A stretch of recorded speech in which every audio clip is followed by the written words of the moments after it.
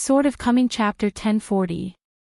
Chen Pingan stood in the alley outside the ancestral house and looked at the houses next door on both sides. Xiao Mo knew it in his heart and asked, "Young master, are the shards of life porcelain hidden nearby?" Chen Pingan nodded and smiled. "I just don't know if it's in the house on the left or the right. It's well hidden, it's really close to the horizon." On the Hangzhou border, the team stopped at a post station. Because they were officials, they had official duties. The post station had its own arrangements. Just follow the rules and follow the rules. Orderly and orderly, a dozen officials stayed here in an orderly manner. Blocked Caozi Station. If the official acquaintances are staying and want to sleep well, the official guest rooms of the post station are very particular, and you have to stay according to the official position, from top to bottom. If it is full, you want to cut the queue and so on. But if you want to eat well, there is no problem. For example, Icheng can pay out of his own pocket, ask the cook to open a small stove, and make a sumptuous banquet. This kind of thing is not illegal. The good law of the country is not just strict, but must be reasonable, which has always been repeatedly emphasized by the national teacher Cui Yu. Entering the official house, Emperor Song he reached out and wiped the tabletop, raised his hand, there was no dust, then went to the window sill, wiped it lightly, it was still clean and dust-free, and smiled. In the past, Mr. Guan questioned Mr. Master, "You manage big things well, this is your ability, but those small things are too much and too meticulous, it is not right, you can't trust the 6 government offices." Song he rubbed his thumb and forefinger lightly. It turns out that the little things that Mr. has repeatedly scrutinized and made fine adjustments have been well managed by Mr. over time. The embroidered tiger Cui Yu, in addition to the national teacher Doli, is actually the mentor of Song He. To a certain extent, Wu Yuan and His Majesty the Emperor are brothers of the same context. It's just that they belong to the same lineage, and have nothing to do with the lineage of Wenxing. Yu Mian lowered his voice and asked curiously, "Your Majesty, you haven't said yet, how did the national teacher answer Mr. Guan?" Song he smiled and said, "I remember that Mr. just replied, I can trust your intentions and original intentions, but not your methods and tenacity." That's the sentence that made our old man choke to death. Beside the post station stables, the old coachman looked at the young Taoist priest sitting on the railing. The old man felt powerless, and just as he was about to speak, the Taoist priest wearing the lotus crown made a gesture of wiping his mouth with his fingers, signaling the other person not to speak. Lu Qin put his hands on the railing and said with a smile, "Put 100 in 1,000 hearts, Pin Dao is not looking for you to reminisce, but someone else."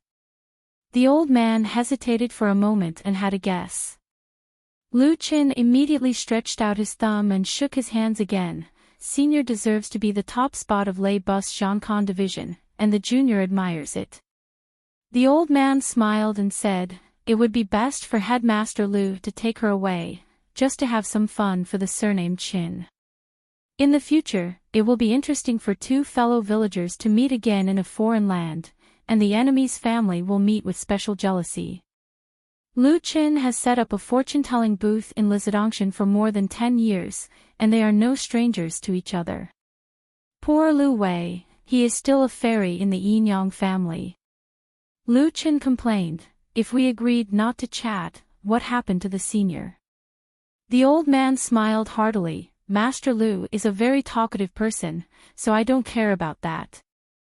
Lu Chen's eyes were filled with resentment. "So you can bully the talkative people one by one, right?" The old man shook his head. 10 years in the town, with a flick of the fingers of the chi practitioners on the mountain, Master Lu and I can get together and break up. She's here, so I won't delay Master Lu and Master Lu to reminisce about the old days. The old man left here. A father and daughter came with a horse. Lu Qin moved his butt, landed on the ground, waved vigorously with the father and daughter, and shouted diligently, "Here and here." Of course, I used some tricks to make myself look less young. In a Liang's words, it is more like a mature man's vicissitudes. Zhu He felt that the smiling, middle-aged Taoist priest looked a little familiar. The Taoist hurriedly gestured a few times, and finally made a gesture of shaking the fortune-teller, and said with a smile, "Do you remember? Me, the one who set up a stall on the main street in Huaihuang County." Zhu He's face was full of surprise, and he said with a smile, "Master Lu." Zhu Lu actually recognized the other at a glance, but she still pretended not to recognize this fortune-teller. The father and daughter both went to the stall for fortune-telling in the small town, but they were different. One wanted to know when their daughter was going to be fortune, and the other was to measure their marriage. Lu Qin smiled and said, "Your name is Zhu He, right? Brother Zhu, Pindao has a friend and asked Pindao to ask you a question." Although Zhu He was a little confused, he still laughed heartily. "Master Lu, please speak." Lu Qin smiled and said, "He just wanted to know one thing. How did you make Chen Pingan think that you were a master on the study tour when you left the town?" My friend, talking about this question, is completely incomprehensible. It has puzzled him for years. Zhu He was confused. What with what? Why is he a master, and what does he have to do with this Daoist Lu's friend? Zhu Lu's face was gloomy. She put her arms around her chest, subconsciously making a defensive gesture, wanting to see what medicine the gourd was selling today, the fortune-teller who made her a bad impression back then. In the weaving bureau, Zhu He is the nominal second in command, second only to Mr. Li Jizao. Zhu He is in charge of a large group of subordinate craftsmen, including the official and the chief master, and is responsible for helping the chief official to keep an eye on the specific weaving of large and small affairs. His current status is somewhat similar to that of Lin Jingqing, the assistant officer of his hometown kiln supervision and construction department, so Zhu He is already in a state of idle retirement. Daughter Zhu Lu is quite different. All the money and grain, government administration and scholar association activities in a state will be secretly recorded in the book. The group of people she manages belong to the veritable eating imperial food, but they do not pass through the Ministry of Household, and the secret folds that the Weaving Bureau regularly submitted to the imperial study in the capital were almost all from her hands, and Li Baozhen, the weaving officer, was only in charge of polishing the brush. Lu Qin leaned his back against the railing and smiled at them. Zhu He, who is nearly 60 years old, has spent many years in the Golden Realm, and is expected to enter the distant travel realm. Zhu Lu just became a 6th-level martial artist this year. If he doesn't show up, according to their son's arrangement in paving the way, or according to the established path of life, when Zhu He becomes the master of the distant travel realm, he will be transferred to the local military attaché. Zhu He of course prefers to go to the south, in a small country other than Dali, to establish a sect and collect disciples to teach martial arts. As for Zhu Lu, she will break through the realm step by step, and then one day, she will die at the height of the martial Dao level of the distant travel realm, and she will complain and be unhappy. On the road of her life, there are always two figures in front of her. One is the sweetheart who seems to be close at hand but can never be asked for, her son, Li Baozhen. The other is the unreachable back of the blue shirt. It is the same age in the mud bottle alley. Zhu Lu was horrified by the Taoist priest. Lu Qin smiled and asked, "Miss Zhu, have you ever heard of a saying, the Zhu Qin family will never be against each other?" Zhu Lu frowned and shook his head. Lu Qin smiled and said, "This is an idiom from King Mingxiangxia. It is not widely spread. It is only in a place called Zhulu County in Yuzhou, and everyone knows it. So you haven't heard of it, it's very strange." Zhu He heard a mess. Did Chief Daoist Lu say something wrong? So weird. Shouldn't the ending be not strange? Lu Qin said slowly, "In terms of background, you started early. In fact, compared to the long eyebrows in Taoya Lane, Longquan Jianzong is already Xia Ling of Jade Pure Realm Jianqiu, and that grandfather is a small town opening a wedding shop. Hu Feng, who is Kai Dao Huang, the co-owner of the world's engagement shop, is better than many, many small town peers. So Zhu Lu, you have been complaining about your bad luck for so many years. Very wrong. Because to a certain extent, although you were born in Lizhu Cave, you are a foreigner with a very rich background, because you don't even need a backer. Your backer is your previous life and yourself. You even entered the town earlier than Pindao, and reincarnated into the Li family on Fulu Street, so that one day, the water will come to an end, and then you can push the boat with the flow. This is a good saying, it is pushing the boat with the flow, for your eldest son, Li Shishing, protect the Tao. During this process, you will continue to grow and climb very fast. For example, Ma Kushuan and Lu Xianyang, how fast they have broken through these years, you can only fast not slow. Lu Qin raised his fingers together. Pindao can swear that if there is a lie, he will be struck by lightning. In the distance, the old coachman who used to be in charge of the Leibu Zhankon division really couldn't take this by Yujing third headmaster. In fact, in the Qingming world, there is an idiom that is not widely circulated, called Zhu Chen Jihao. In addition, there is a relatively uncommon saying that the Zhu Chen family will never contradict each other. Because of his background, Lu Qin did not lie today. Even in the eyes of the old coachman, Zhu Lu is an excellent background. It can even be said that among the younger generation in the small town, as long as Ruan Xiu, Li Lu, and Li are ignored, Shishing is a small group of people who don't talk about it. She is a well-deserved leader. She is indeed better than Xie Ling in Taoya Lane and Hu Feng from Happy Events shop, because Zhu Lu belongs to half of the Outlanders, in Lizidongshan. As for the opportunity, it was also given to her early. Even Chen Pingan, it may not be clear now, Zhu Lu is one of the young people who chatted the most in their spare time, such as the old coachman, Aunt Feng, and Lu Wei. They are all guessing where she came from. Although the clouds cover the fog, this in itself can explain the problem. If the background is not big, how can the landscape be hazy and make them feel like seeing flowers in the fog?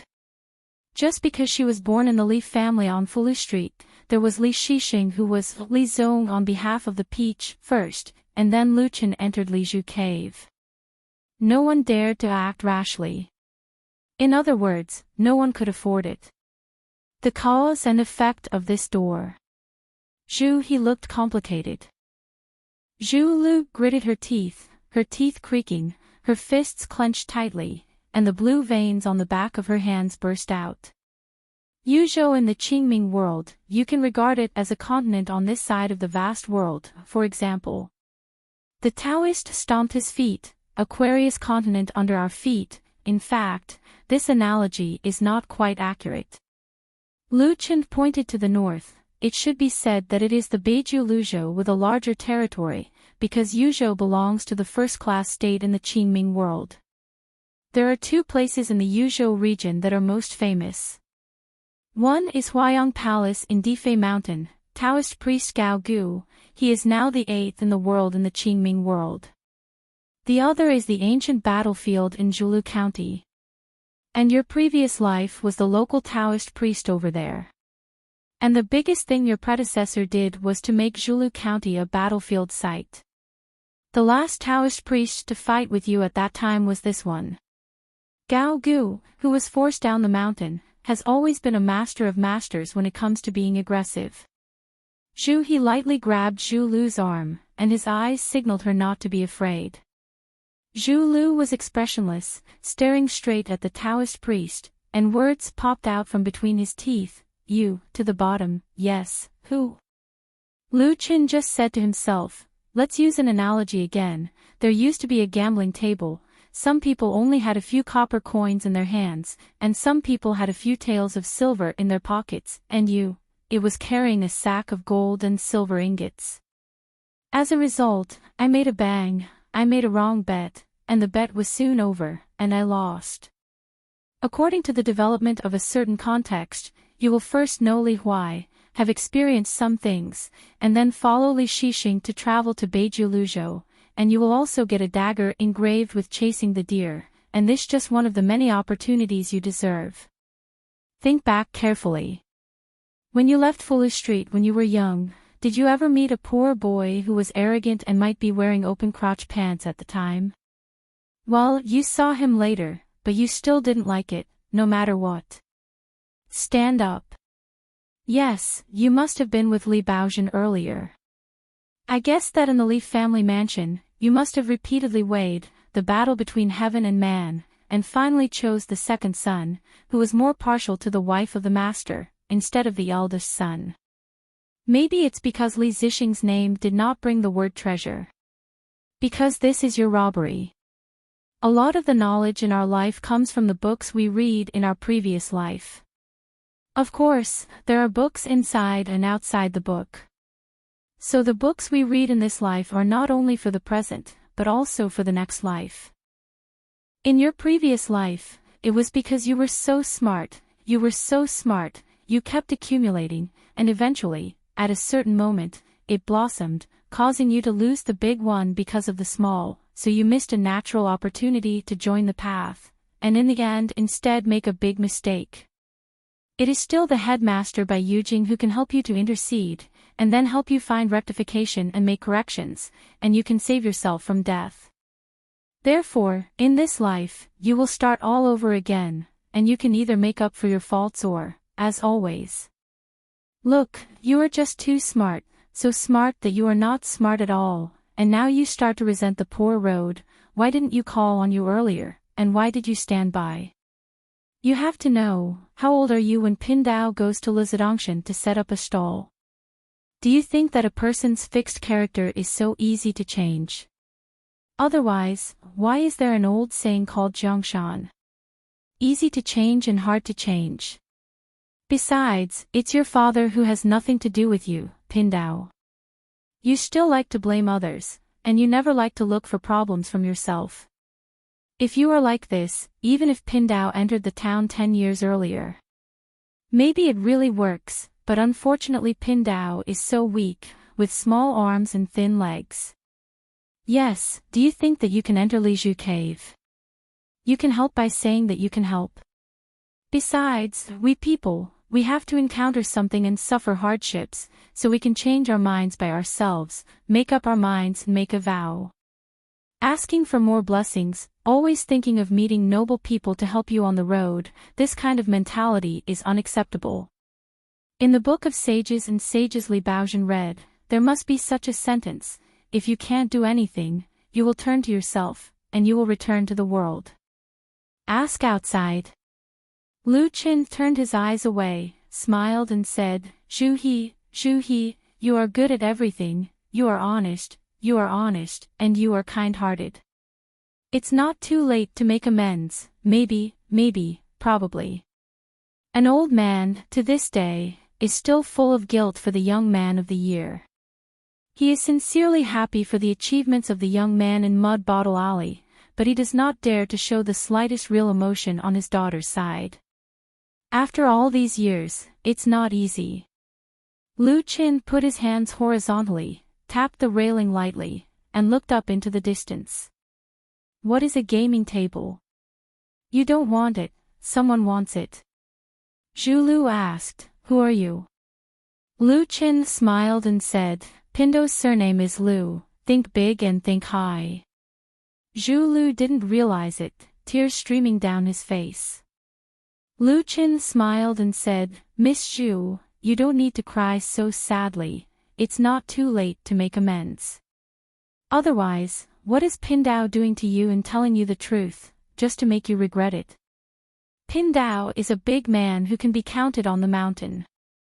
Very busy. The old coachman snorted. You are one of the few great cultivators in the world. There is nothing wrong with this sentence, but you, Lu Qin, are very busy. Life takes a step by step, such as reading, writing, and writing. You must write stroke by stroke, conscientiously, and write calmly. Lu Qin raised one foot and gently twisted the ground with the toes. It's said to be 3-year-old to see old age, but in fact, each has its own clumsiness of writing and speed of footsteps. People's blessings and achievements. Besides, they are really willing to work hard. A stupid person is willing to see more and learn to be smart, and a smart person is willing to behave in a stupid way. According to the saying of your hometown, if you have a kung fu, you will not be seen to die early. Seeing the merits slowly, it has a new atmosphere of its own, which can surprise others and scare people. Lu Chen stood up straight, stretched his waist, and said with a smile, "Someone has a saying that is a good one. The storm is bad, and the barnyard grass is in good spirits. There is no other way, that's all. You, me, him and her, and we all work together." Okay, don't look at Pindao with those cannibalistic eyes. Pindao will give you another choice and opportunity to say goodbye to your father, and then follow Pindao together. Return to your hometown. Zhu Lu, Pindao has opened the skylight like this to say bright things with you, and the ugly words are ahead. If you still can't cherish it, Pindao can only laugh and laugh. Lu Qin raised one of his sleeves, shook it, and said lazily, "Do you know what this is? Pindao advises you, it's best not to know it for the rest of your life." After walking along the way, the Queen Mother Nanpin found that she liked to chat with Yu Yu, so she took the girl into the house together. When she took the initiative to pour the water, Yu Yu asked a question that only she could ask. He raised his head and held a cup, and asked in a low voice, "The Empress Dowager, do you have Changchun Palace wine? I'm tired of the boat and car. I'm a little tired. Drink a little wine to refresh myself, so that I can chat with the Empress Dowager. Let's use a glass of wine to grow our spirits, let's drink with a bowl." Nan Zhan nodded with a smile, took out 2 pots of immortal brew from his sleeve, and then performed a restraining technique to prevent the partition wall from having ears. He gently bumped the wine bowl with the girl and drank it all in one go. The woman took the initiative to say something about what she set up last time. The inside story of the reception of Qin Yingguan at the banquet was of course the process of being modified by the Empress Dowager. The truth and the false were confused. For example, she said that she was very sincere and offered Qin Pingan a very high price at that time. Li Song is willing to do his best to devote his human, material and financial resources to help him cultivate and climb all the way to the bottleneck of the Ascension realm. Nan Zhuang said, her eyes were red, and there were faint tears in her eyes. She took a sip of wine, stretched out her palm, brushed the table lightly, and murmured, You said it is like this, why can't we talk about it? In a face-to-face discussion with Qin Pingan before, she said that she was Jean Dan, but she was actually Yuaning. However, Qin Pingan could see through the realm at a glance. You really dared to say, "The Empress Dowager, don't be angry, to be honest, you shouldn't talk like this, talk about money and business with businessmen, and talk about sages and sages with scholars. Find another opportunity to talk about feelings with buyers and sellers, and do business with scholars." Nan Zhan was stunned for a moment, then raised his head and smiled. It seems reasonable. Yu asked cautiously, "The Empress Dowager, Lord Yingguan didn't do anything unethical to you, did he? That guy, when he is good at talking, he is good at talking, when he is not good at talking. Forget it, if you don't want to, if you don't dare to think, don't think about it." Nan Zhan and Yu chatted for a long time, each finished drinking a jar of wine, but was kidnapped by the little girl and took away the 2 jars of Changchun Palace Immortal Brew, which were good things come together, and Yu took a big stride. Leave the house. Nan Hairpin sat alone in the room, looked around, and felt resentful in her heart. She twisted the white bowl with her fingers and held it up high, about to knock at the table. After just thinking about it, the Nan Hairpin was put down gently, and he couldn't be bothered to hold his breath with a white bowl. She leaned back subconsciously and almost fell to the ground, only to remember that the seat she was sitting was just a bench, not a chair she had been accustomed to for many years. The woman was so angry that she waved her sleeves vigorously and smashed the white bowl against the wall.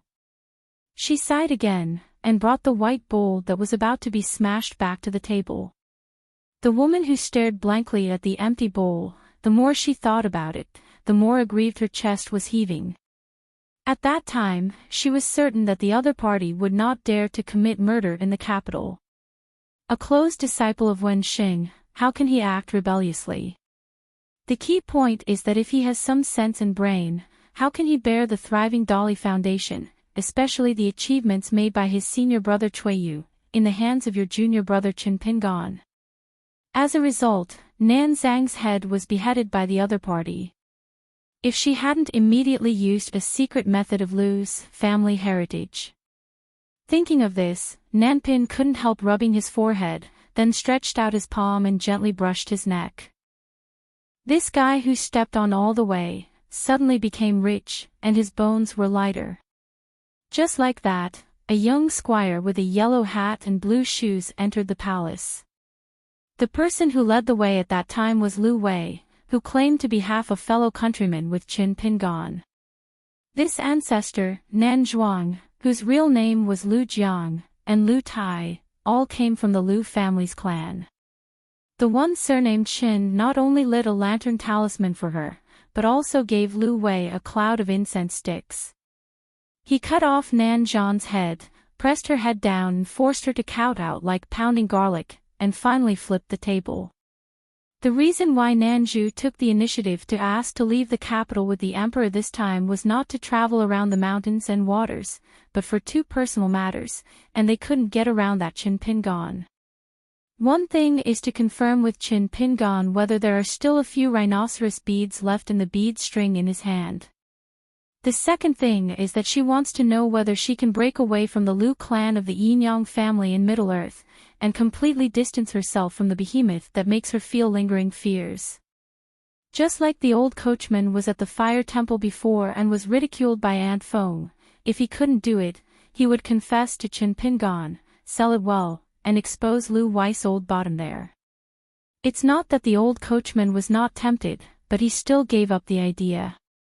He really felt that even if he provokes Jinshu, he shouldn't have a grudge against the fortune teller. After provoking Jinshu, he only suffered a few swords, but if he could handle it, he would turn the page. But it is not a matter of a lifetime to have a grudge against the Yinyang family's chief practitioners, especially the Lu clan of the Middle-earth. The old coachman was so afraid of the Yin and Yang family, not to mention the insider who became a chess piece on the chessboard, Nanju. It's just that for some reason, since Lu Wei returned to the family, she seemed to have completely forgotten about her, Lu Jiang. Among today's southern hairpins, there is a green bamboo hairpin made of ordinary material. Yu found out, but she didn't go into it, she just thought it was the leisure and elegance of the Empress Dowager. After all, she looked very elegant. Previously in the palace, she didn't have it, and she didn't dare to deceive the young hidden official who was deeply involved in the city. She did secretly put the piece of natal porcelain back into Liju cave. While Nan Zhan's face was changing and imagining, an unfamiliar voice suddenly sounded in his ears. How does it feel like a small weaving bureau official who could only eat dust behind the carriage just now can suddenly be on an equal footing with the queen mother of a country in the Dali dynasty? Nan Zhan slowly raised his head, only to see a young Taoist priest wearing a lotus crown. As for the woman beside the Taoist priest, she seems to be surnamed Zhu. Is it the maid next to Li Baozhen, the weaving officer? She didn't even look at it. The woman was only sluggish for a moment, and soon returned to normal, then burst into tears, quickly stood up, stepped back, stood still, and then knelt down and kowtowed, making a loud bang. It was only when she thought about distancing herself from Lu Jiang that she had no more thoughts at this moment. Li Hua took the rein and shouted with a crying voice, "Lu Jiang pays respects to her ancestors." Lu Qin jumped sideways and stretched out his palm. Don't admit your ancestors to Pindao. Pindao already owes a lot of debt. Except for the child of Lu Tai, who has clear secrets, humorous speech, and filial piety, there are really few masters who can make his ancestors truly worry-free. When I encounter something, I like to kowtow to my ancestors. When something happens to my ancestor, I will kowtow to you, okay? Just work. Since it doesn't work anyway, whoever is to blame. Lu Jiang turned a deaf ear and just kowtowed vigorously. Lu Qin moved a bench and sat down, raised Erlang's legs, and said with a smile, okay, what's the point of kowtowing without the slightest sincerity? Do you really think that the ancestors above the statue are dead? Lu Jiang still didn't listen and just kowtowed, probably to show her sincerity. Her forehead was already red and swollen. Lu Qin patted his knees and said, I'm afraid of you, get up, and I won't let you kowtow in vain. As a reward, I will say hello to Lu Xin. In the future, the name Lu Jiang will be written off from the Lu family tree. Now. I count to 3, and if I don't get up again, I'll leave. I'll just pretend I didn't come here today. As for the idea of leaning on Lu Jiang to get close to me, Nan Hairpin, be careful that you're daydreaming and you end up with a bamboo basket to fetch water. An empty one. 1, 2, Nan Zhan quickly stood up. Lu Qin smiled and asked, I didn't want to come here at first, but there is one thing. I'm really curious. Let me tell you, where did you order Yang Hua to put that piece of life porcelain? Nan Zhan didn't dare to hide it at all, and still had a cry, and said in a trembling voice, returning to the ancestor. If Lu Zhangjiao is to teach, I have let Yang Hua secretly put that piece of life porcelain next to the ancestral house of Chen Pingan's Nipping Lane. Oh. Lu Chen's eyes lit up and he couldn't close his mouth with a smile. Next door, left or right? Nan Zhan said, it's in the drawer of Song Mu's study, inside a primary school book. Lu Qin seemed a little disappointed, pouted, stood up, go home, go home. Nan Zhan hesitated. Lu Qin stretched out his finger, tapped the corner of his eye, and said with a smile, Nan Hairpin, he'll send you an extra word, don't scold Chen Pingan in your heart anymore, he can actually hear it, so don't bother to care about it. The southern hairpin was struck by lightning. She was really panicked now. In terms of memory and forbearance, especially revenge, that guy definitely impresses Nan Hairpin. Lu Qin laughed and said, you really believe it? Nan Zhan was at a loss. Lu Qin nodded to himself and said, I can believe it. If you don't believe it, you may suffer. If you believe it, you won't suffer at all, but you will gain something. Why don't you believe it? Lu Qin kicked the bench back to its original position. It's the hardest thing in the world to sail at night. Ignoring the wall with Zhu Lu, he walked straight out all the way. Lu Qin wrapped his arms around his sleeves. Pin Dao doesn't agree with this. In my opinion, the hardest thing is to bend over to pick up the money all over the place. It's easy to pick it up, but almost no one is willing to pick it up, but they don't want to carry it in their pockets. In this world, everyone should be rich, and there are dragons and snakes everywhere. How strange. Fellow Daoist, do you know the copper coins all over the ground? If they have a meaning, what are they? Zhu Lu's bright light suddenly appeared, and his face became sad, and he murmured, reasonable. That's right. Lu Qin laughed, you know that. God is beautiful, giving us the opportunity to make mistakes. It's too late, the center is in violation. It's back. Lu Qin stretched his back. The Daoist in the mountains reports the news of plum blossoms. In the land of Qingxin Kingdom, Jiangyi, a secluded Taoist temple with dense forests, the gates are deserted, and it seems that no one comes here to burn incense. After all, Qing Qian is just a real person who protects the country and has never served as a national teacher. It is very suitable for him to live in seclusion and practice Taoism, away from the turmoil of officialdom. When carefully rested in the Taoist temple these days. Qing Laozhen, who looks like a child, bathed and changed clothes today, and went to the patriarch's palace to light 3 incense sticks. Purple smoke rose up, and then a woman emerged from a picture. It was the master of Lingfei Palace, the patriarch of Dongting. Walking out of the ancestors' hall together, Qing Qian and Xiangjuan ancestors talked about the current situation in detail. It turned out that a spoiler suddenly popped up not long ago, and the posture was to compete with Ling Figuan for the Hehuan mountain boundary. Except for the Emperor Liu of the Qingxing Kingdom, the other monarchs of the two countries around Hehuan Mountain have signs of changing their words. Qing Qian said, "The three of us are in the imperial palace in the capital, and we have to discuss with His Majesty the purchase of the mountain. Faithful, let us know." Xiang Jun wondered, what background do they have? Didn't they leak any rumors before? As for the opening of Hehuan Mountain as a private dojo and Lingfei Temple going down the mountain, the other party stopped him halfway, but Xiangjuan was not very annoyed, but more curious. Qing Qian explained, in the previous 2 times, this group of people acted more secretly, and the other party was directly looking for the emperor and discussing matters face to face. 1 man and 2 women, foreigners, have used a blindfold.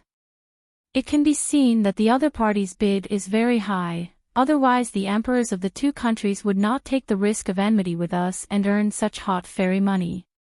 When he came to a quiet and elegant courtyard, Wen Shen was waiting here, and was reaching out to tease a koi in a water tank. Knowing that it is the sale of our Lingfei Palace, as long as you are not deaf, you should also hear that Chao Zhu Shi has appeared in the Hehuan Mountains before, and they dare to be so flamboyant and blatantly compete with us for territory. I wonder, why? Xiangjuan turned a deaf ear, and Qing Qian didn't care. Wen Xan was in a bad mood recently, and he had his own reasons. Although Qing Qian didn't know about the discussion outside Fanwan Mansion, Wen Xan was moved here by Jingshan Xingzi to recuperate. The injury was not minor, but not too serious. Lingdan and medicinal diet, it is inevitable to take care of them for a few months. There is only one thing that makes Qing Qian more attentive. It seems that Wen Jing has tried to sit and forget several times during this period of time. Well, the whole person started to get cranky. There is a chess set and some old chess records in the house. The 2 pots of chess pieces are both carefully polished from black and white pebbles in the stream. The material is ordinary, but it is very careful. Xiang Jun took off his boots outside the house, walked into the room with bamboo mats, sat on the side of the chessboard, stretched out his hand and invited, Qing Qian, let's talk about a game. After Qing Qian took his seat, he smiled and said, it is better to obey orders than to be respectful. Wen carefully did not take off his shoes, and sat at the door with his back to both sides of the game, absent-minded, brows furrowed, and his expression extremely gloomy. If it wasn't for the Taoist temple of another family, Wen Xan would have scolded him a long time ago. It is possible for him to drink too much. With the strength of alcohol, Yu Feng would find a secluded place in the mountains, and he had to smash countless hills. Just because he has been miserable in recent days, every time he closes his eyes, does his homework, and concentrates a little, the face of that woman will appear in his mind, her slightly sarcastic expression, especially her hot and cold, extremely contradictory eyes made Wen Chen have to withdraw a mustard seed every time he started to sit and forget. As a result, the speed of his recovery from his injuries was much slower than he expected by a day or 2. A young Taoist priest wearing a golden flower crown walked lightly, walking like flowing water, and came floating, standing at the door. Without looking at the courtyard, he bowed his head, and said respectfully, "Watch the master, there are guests." When I came to the door, 3 people, 1 woman and 2 men, were all cheap practitioners, and the disciples couldn't see their cultivation, and they claimed to be negotiating a deal with the Guanju. Qing Qian hung her fingers in the air, looking at the ancestor of Xiangjuan. She nodded. Qing Qian gently landed on the chessboard with a clear voice, and said, "Bring them here."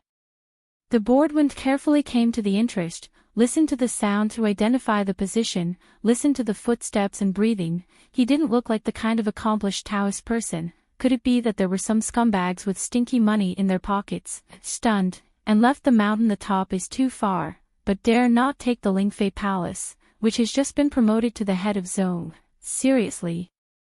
After a while, Wen carefully saw the figures of the three people.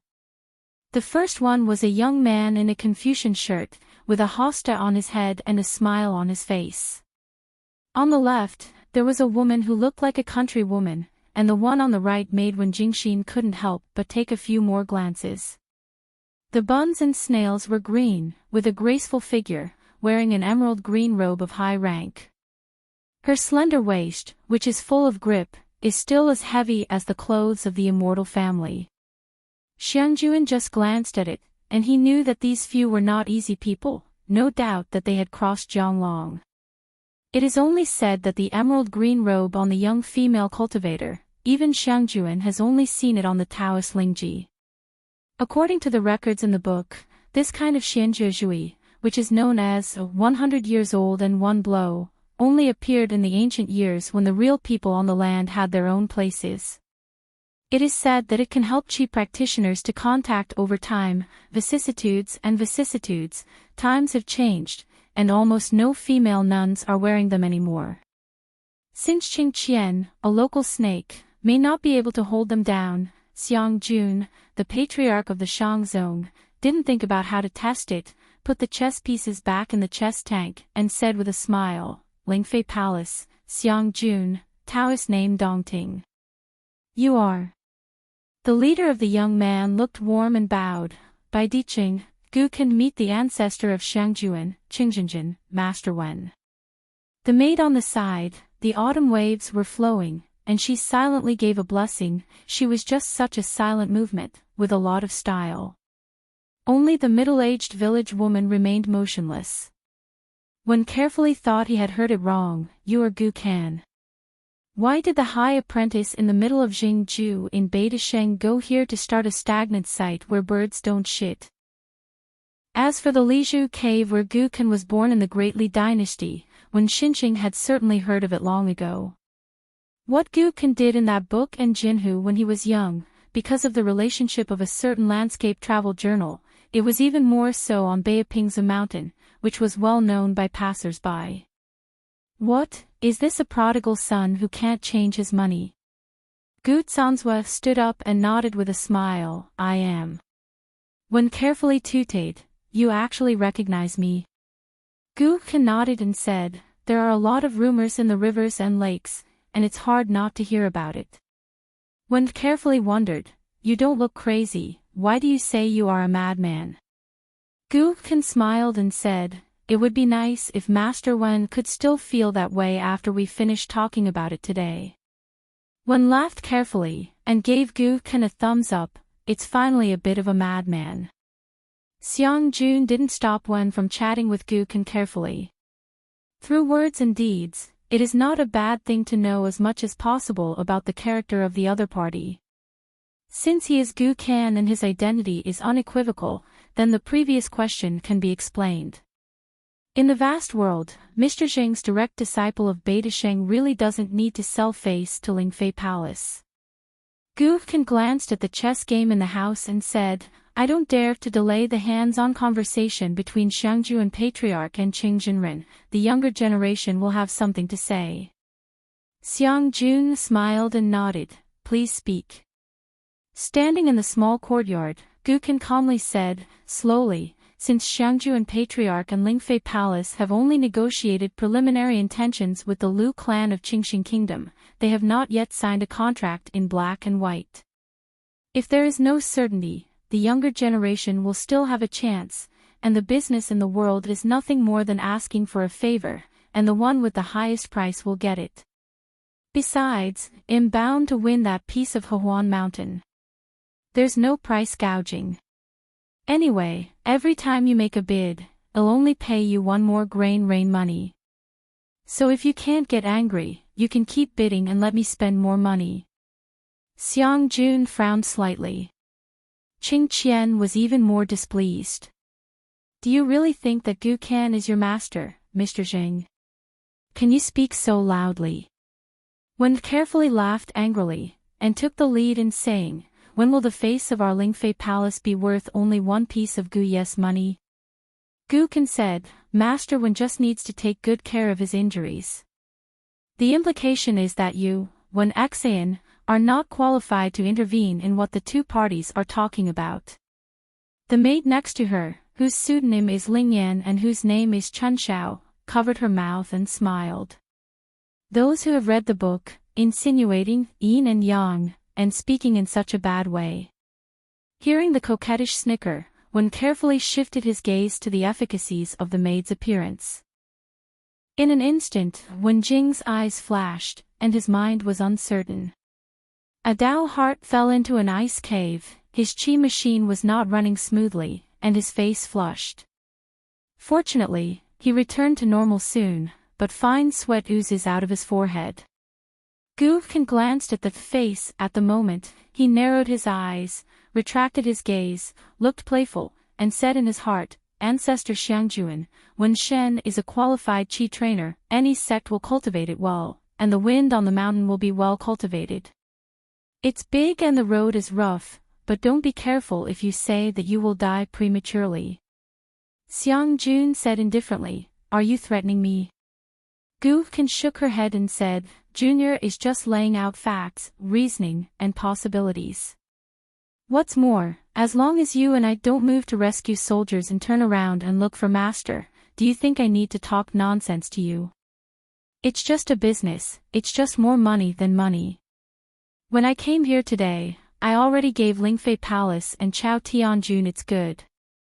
Hehuan Mountain, Xia Shujian Lake. If it's really Shujian Lake, it'll set a life and death statement. I will screw all your heads off. Han Qiao has the highest realm, and is one of the top cultivators in Beidasheng." She could hear the conversation between the two sides, she was amazed, and couldn't help asking for the experience in her heart, "Didn't you agree to have a good chat with that Shangjuan? Why did you change your mind temporarily? Gu Kan doesn't look like Gu Kan anymore." Ling Yan smiled sweetly with his heart, "Master seems to have seen someone he knew through those warm and careful eyes, and this person has a close relationship with that person, so he was angry, very angry. Of course, this is related to the Master fought such a fierce battle with us on the wild side, and then went to fight with Chao Ci for the second fight. The injury added to the injury, and it was inevitable that the Tao's mind would be unstable. It was all related. Entering the fairyland is a mental journey of seeking truth, and the relationship is even greater." Han Qiao smiled and said, "Little bastard, know Gu Kan so well." Ling Lian laughed and said, "Don't say it so badly. In the future, if I can't say it, I will call you sister. Don't worry, you are a housewife, and I can be a child." Han Qiaosa walked to Lingxian's side, twisted the neck of her white greasy slippery hand, and shook it. "Little girl, you can't shut the door when you talk. Your mouth is full of feces, are you with your ass eyes?" In an instant, the whole courtyard was filled with a chilling aura that was as condensed as a substance. Ling Xian shrank his neck, begging for mercy again and saying he didn't dare. Qing Qian was a little shocked. "Is this infighting?" As expected of a monk who came out of Baidi City. Gu Kan said, "I'm busy with business." Han Qiaosa loosened her fingers, rubbed her neck effectively, and said timidly, "Master, don't blame me, it's your aunt who bullied others." When Xan was restless. Qing Qian's face paled when he heard the words. Gu Kan's sister-in-law, isn't it the sister-in-law of Mr. Zheng from Beidasheng, the immortal Han Qiaosa? On the mountain, whether a qi practitioner of a certain realm can be called outstanding, in fact, the threshold is very simple, that is, can it be regarded as a sword cultivator? The patriarch of Lingfei Palace, the Taoist Tianjun Chao Rong, is of course in this list. And White Emperor City Han Qiao say, the same can. There is an undocumented gossip on the mountain. It is rumored that Han Ko's once vowed to cultivate 12 Dao techniques, and every path she chooses is a mountain climbing path that the cultivator of the White Emperor City genealogy is discouraged by. Regardless of whether the rumors are true or false, there is a consensus in the outside world that Han Koz will definitely be able to enter the Ascension realm. Xiang Jun smiled and said, Hahuan Mountain, let it be for you. Gu Dao, you don't need to spend more money on the grain rain. Gu Ken was surprised, hesitated for a moment, took out a piece of Guyu money from his sleeve, twisted his fingers, walked straight into the house. His feet did not touch the ground, squatted beside the chess game, and changed hands from the chess pot on Qing Qian's side. He picked up a chess piece and placed it on the chessboard, then put the Guyu money on the edge of the chessboard, raised his head and smiled. Just when Gu Ken owes you Lingfei Palace a favor, I will remember whether you use this favor or not. In my heart, the road is high and the world is impermanent, whether it is Chao Tianjun, who has been in the sky for a long time, or Xiangjuan, who is most likely to go to Baiyujing to practice and certify Taoism, whether it is appropriate to be the next palace master and say it carefully and carefully, there are mountains and rivers. When we meet, there is always a chance to meet again. Gu Ken paused for a moment, then asked with a smile, do you need the younger generation to do it for you, to crush this grain of rain money, so that you can't see or worry? Xiang Jun still smiled, shook his head and said, no need. Just keep it. As you said, whether I go to Baidi City or you go to Baiyujing in the future, I believe there will always be a chance to see you again. Gu Kan's eyes were as hot as two fire cages, staring blankly at the female crown of the Taoist Dongting. Xiang Jun turned his gaze subconsciously, as if avoiding his edge. Just before she could say anything, Gu Kan had already stood up with a smile, walked out of the courtyard, turned around and bowed. Junior is rude and offended. After leaving the Taoist temple, Han Chao asked, Shao Kan, after thinking about it, just create a sect here. Gu Kan shook her head and said, I haven't thought about it for now. Anyway, I just bought a piece of land, and the cost is not big. Han Chao smiled and asked, huh? Gu Kan didn't know whether to laugh or cry. It doesn't mean that. What are you thinking about? In fact, Han Chao Sei doesn't care about the love between men and women at all. She just feels a little distressed for Gu Kan. Back then, when Gu Kan retreated from the primal infant realm and entered the Jade Pure realm, the person who guarded the pass was Han Chao Se. She failed once, but what made Han Koz even more worried was that after she opened the door, she saw the young man who was described as haggard, with a lot of tears and snot on his face. As for Gu Kan's inner demon, Han Koz had already guessed it. At that time, the young man sitting cross-legged on the futon, clenched his fists with both hands, rested on his knees, lost his soul, and muttered to himself. I don't like these. The truth, I just can't beat them, I have to bow my head and admit to them.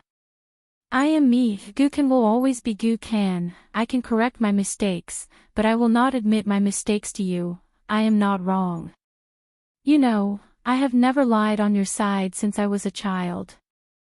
I have never changed, but you have changed. How could Han Koz know how to comfort people?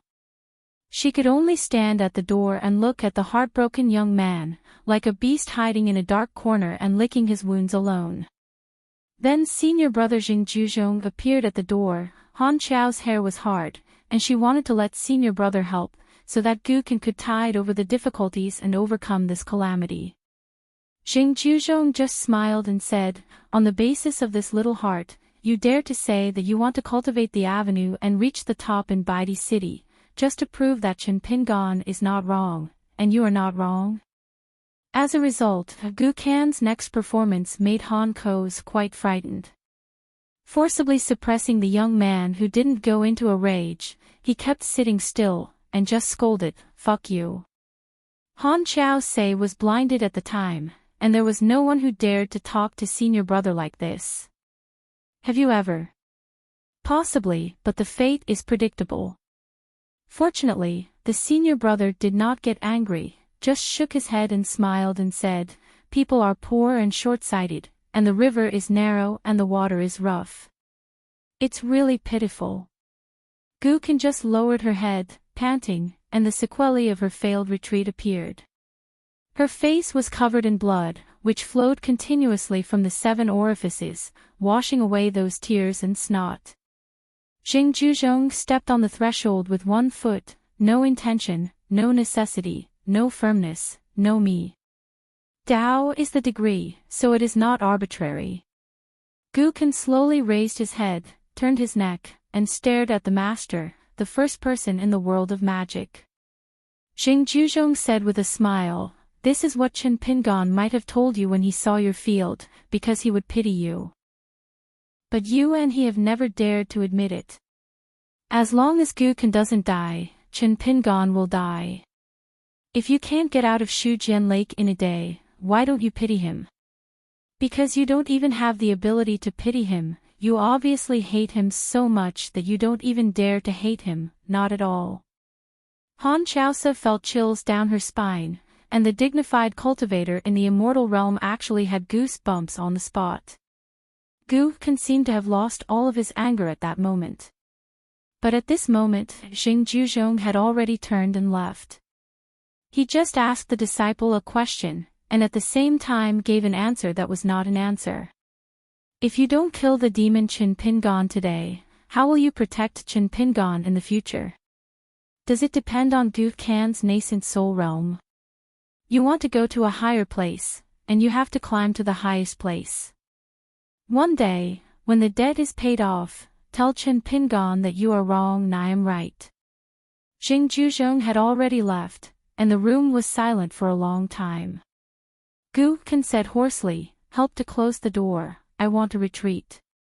Han Koz remembered very clearly that day, Gu Kan, who failed to retreat in less than a stick of incense that day, had already successfully exited the retreat. In the world of Qingming, Mizhou, the boundless and vast plains, there is a solitary Yaya peak. Some people were standing on the top of the peak, and he has been staring at the blue sky since he was young. Because Runhua Peak is too high into the clouds, the weak water at the foot of the mountain is like a snake in the eyes. Wu Fu has worked hard, and the latest 10 people in the world are at the bottom. Although they are at the bottom, they have opened a clear distance from those candidates. The mountain, which has always been clean, has rarely been so lively recently. It has always been so lively that there has been no emotional ups and downs, so I feel a little annoying. The first Qi trainer to climb the mountain was a guy named Lu Tai. He led a local dog who came from an unknown rural road. He named him Lu Chen and his nickname Lu Air. The woman who climbed the mountain with Lu Tai is called Yuaning. She is very young, but her identity is not simple. If it wasn't for a pure young girl who was born in Zuhedongshan, then she would be the 10 young candidates in the world. The youngest one. On the top of a mountain, the ban is the true meaning of Wufu's hard work. Moreover, this fist intent is in line with the day and night changes of the sun and the moon. During the day, the fist is masculine and powerful, and when the moonlight is like water splashing on the ground, it turns into the feminine and delicate. Generally, only ascended monks and end warriors can climb the mountain. Of course, there are exceptions. You have worked hard to live up to your expectations. In recent years, a few people have not been very high, and they have sneaked up the mountain. Of course, it has something to do with their hard work and unwillingness to hurt innocents. For human beings, Wu Fu Kuei has an inexplicable closeness. Except for people, especially monks. Having worked hard to live alone in a grass hut, this sloppy young warrior, with a thin body, a full beard, and a scruffy face, did not know where he came from or where he was going. When I was young, I seemed to have opened my mind and remembered things. All the previous memories were blank. I walked in the Mizhou plain, just because I could see the high mountain as soon as I looked up. By the side, there is no sense of fatigue at all. It was a long time ago that the child realized his strangeness. It turns out that not everyone can breathe and practice qi, but just walking on foot, they have the will to get up on their own, and they continue to grow, as if there is no end. Usually the only hobby is to make ink. This process does not delay the hard boxing practice. Before, under the eyes of hard work, young men and women who were like gods and Taoists took a dog to the mountain. Hard work didn't care about it at first, no matter what Xianjia means, since it's a skill to be able to go up the mountain. As long as you don't stay at Lipu Peak for too long, hard work will generally not care. Just glanced at the handsome man in fluttering white clothes, as if the spirit of the yin was traveling far away. As for the young female cultivator who doesn't seem as good-looking as men, it can be seen that she has good qualifications. According to Lu Chen's statement, there is always a small group of talented people. Everyone else is climbing mountains. The ancient pines in the mountains are green and form a forest. Walking on the road, the clothes of the visitors are all green. Yuaning was amazed. Wow, the scenery is beautiful, it's really beautiful. Lu Tai held Lu Chen in one hand and a green bamboo stick in the other, jokingly said, "You are the only direct descendant taught by Lu Kiko's group. When you see the scenery, you just wow. Yuaning said with a smile, "Isn't it because you are here? It's not up to me to pull the text." She is only in her 20s now. Born in the blessing land of Sipai, also known as Poetry Ufudi, Yuaning has two masters, Lu Qi and Chao Group. Both of them are Haran monks who have come to Qingming Tian to travel to experience, and the masters have all returned to their hometowns. Although Yuaning was in the Jade realm, she was not a Taoist official. When she was on the list, she had not yet reached her 20s, and she climbed to the sky from the Lu Jin realm and directly entered the Jade Pure realm. With Lu Tai, a few years ago, they opened a restaurant in a partnership near a fish market in the market. Yuaning has always regarded herself as the proprietress. Anyone who calls her the proprietress will get a 20% discount. If anyone asks her when to have a wedding party, 40% off. They wandered all the way to the top of Runua Peak. At that time, they were working hard to create pine smoke ink in a thatched hut. Lu Tai held a green bamboo stick in his arms and leaned against the door, just laughing and not speaking. Yuaning jumped out of character and went straight to the pile of rocks near the cliff. One of the strange rocks floated on top of it. The 4 characters Yen Shou Dao Chang were engraved on the red lacquer cliff. Here, Yuaning pointed her toes, her figure floated towards this stepping stone, and she jumped on it a few times. She laughed to herself. Lu Tai smiled and said, "Let me introduce myself, the Lu family from Haoran world. The surname Lu Mingtai has a very low level, but he is very funny, and he has the ability to relieve boredom. There are many in the world." The local dog lay obediently at Lu Tai's feet. The young people in the house just sat behind the desk and concentrated on making ink. Lu Tai took out an ink ingot from his sleeve and threw it gently on the table. "The ancient pine in Qianyang County, Zhongnan Mountain, is of better quality than yours." It was agreed in advance that it was not a gift. After reading it, remember it. Give it back to me.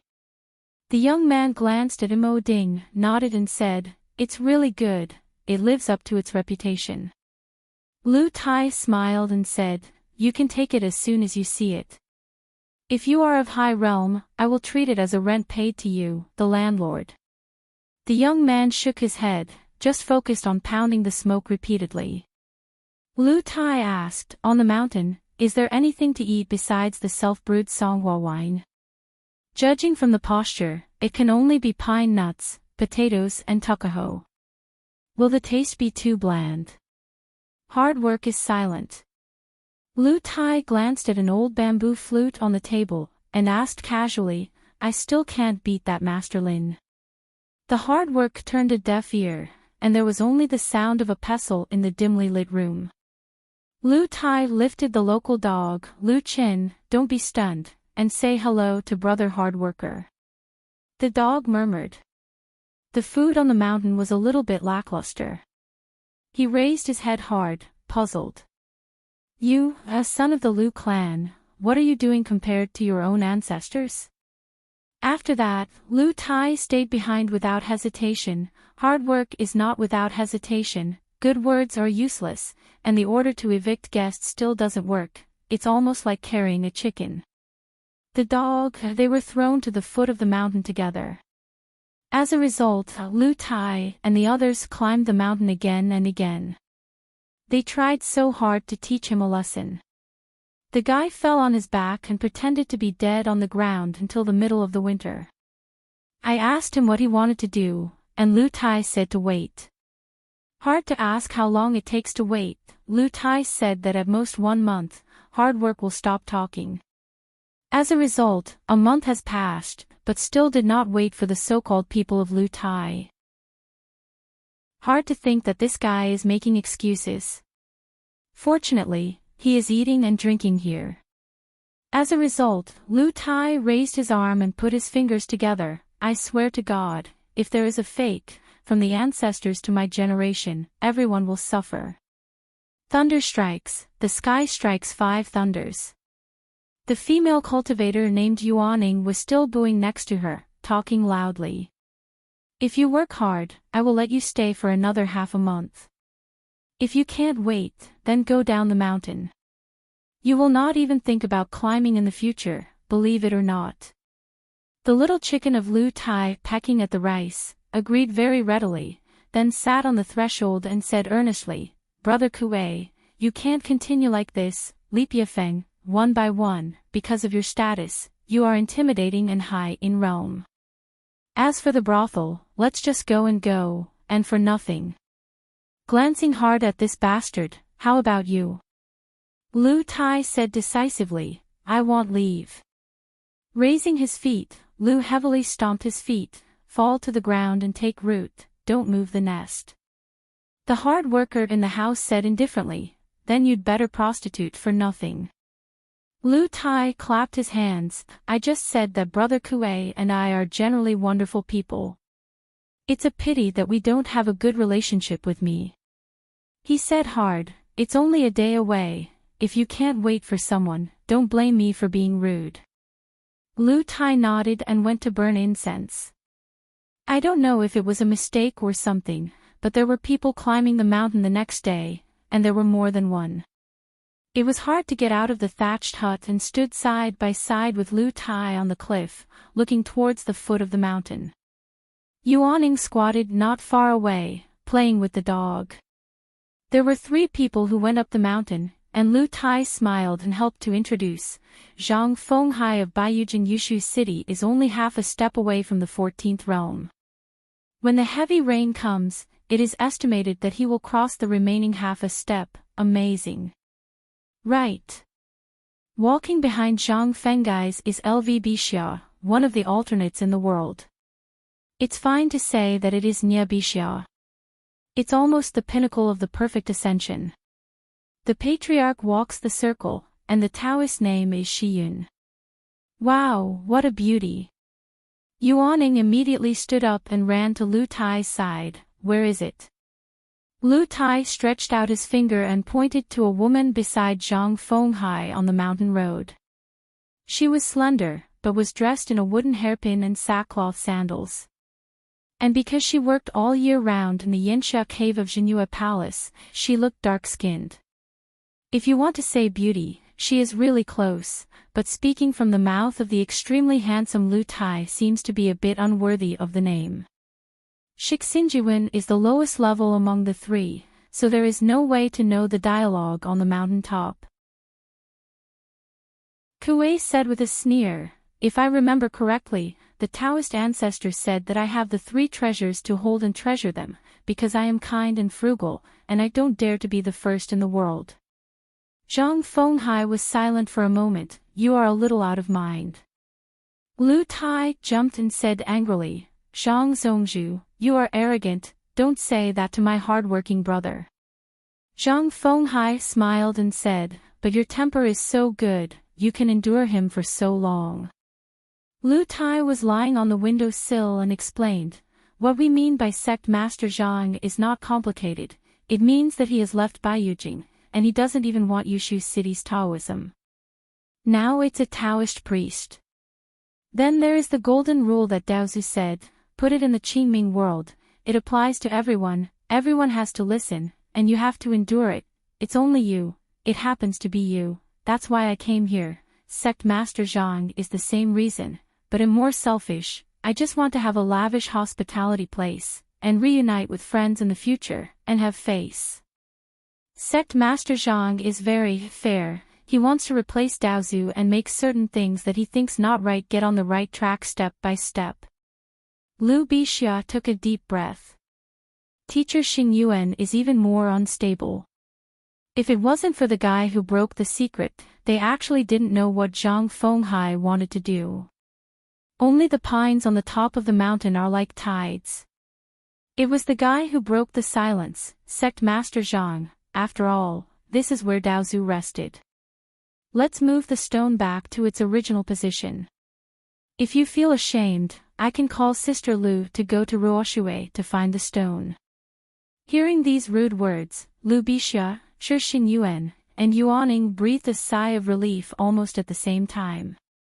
He said hard, you'll talk about this when you are in the 14 realms. Zhang Fenghai nodded and said, yes. It's actually the same word, with two meanings. Previously, it was said to wait for Zhang Fenghai's 14th realm to fight again. The meaning of hard work now is that if you can reach the 14th realm, you are qualified to start a sect on this leap you peak. Lu Tai rubbed his hands and said, okay, it's good to talk, we have to celebrate, let's kill the dog to eat meat, stew dog meat in winter, that taste. For the first time, Yuaning had a different opinion with Lu Tai, and she stared, Lu Tai. Lu Tai smiled brightly and said, just to see you all so bored, make a joke, relieve boredom, and see that you are nervous. After that, the two groups of people stayed here. With Lu and Taiwan, the two sides quickly got to know each other. Probably apart from Baiyujing, this place in the world is the most recent month. In the dark of this night, Lu Tai pulled hard. Everyone randomly chose a stone to sit on it, and each had a drink. Under the leadership of Lu Tai, they began to look forward to the future. Inexplicably, a bunch of 6 people gathered together, in order, and worked hard. Lu Tai, Yuaning, Zhang Fenghai, Liu Bixia, Teacher Xingyuan. A mountain without the name of a sect for the time being, a pure martial artist, and 5 chi practitioners. According to Lu Tai's vision, the suzerain must be Zhang Fenghai, the patriarch Lv Bixia, and the one in charge of money is Shi Xingyuan.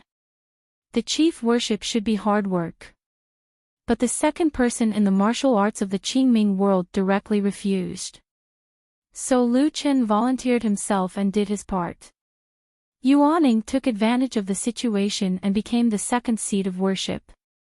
There are 10 people in our sect, which is enough.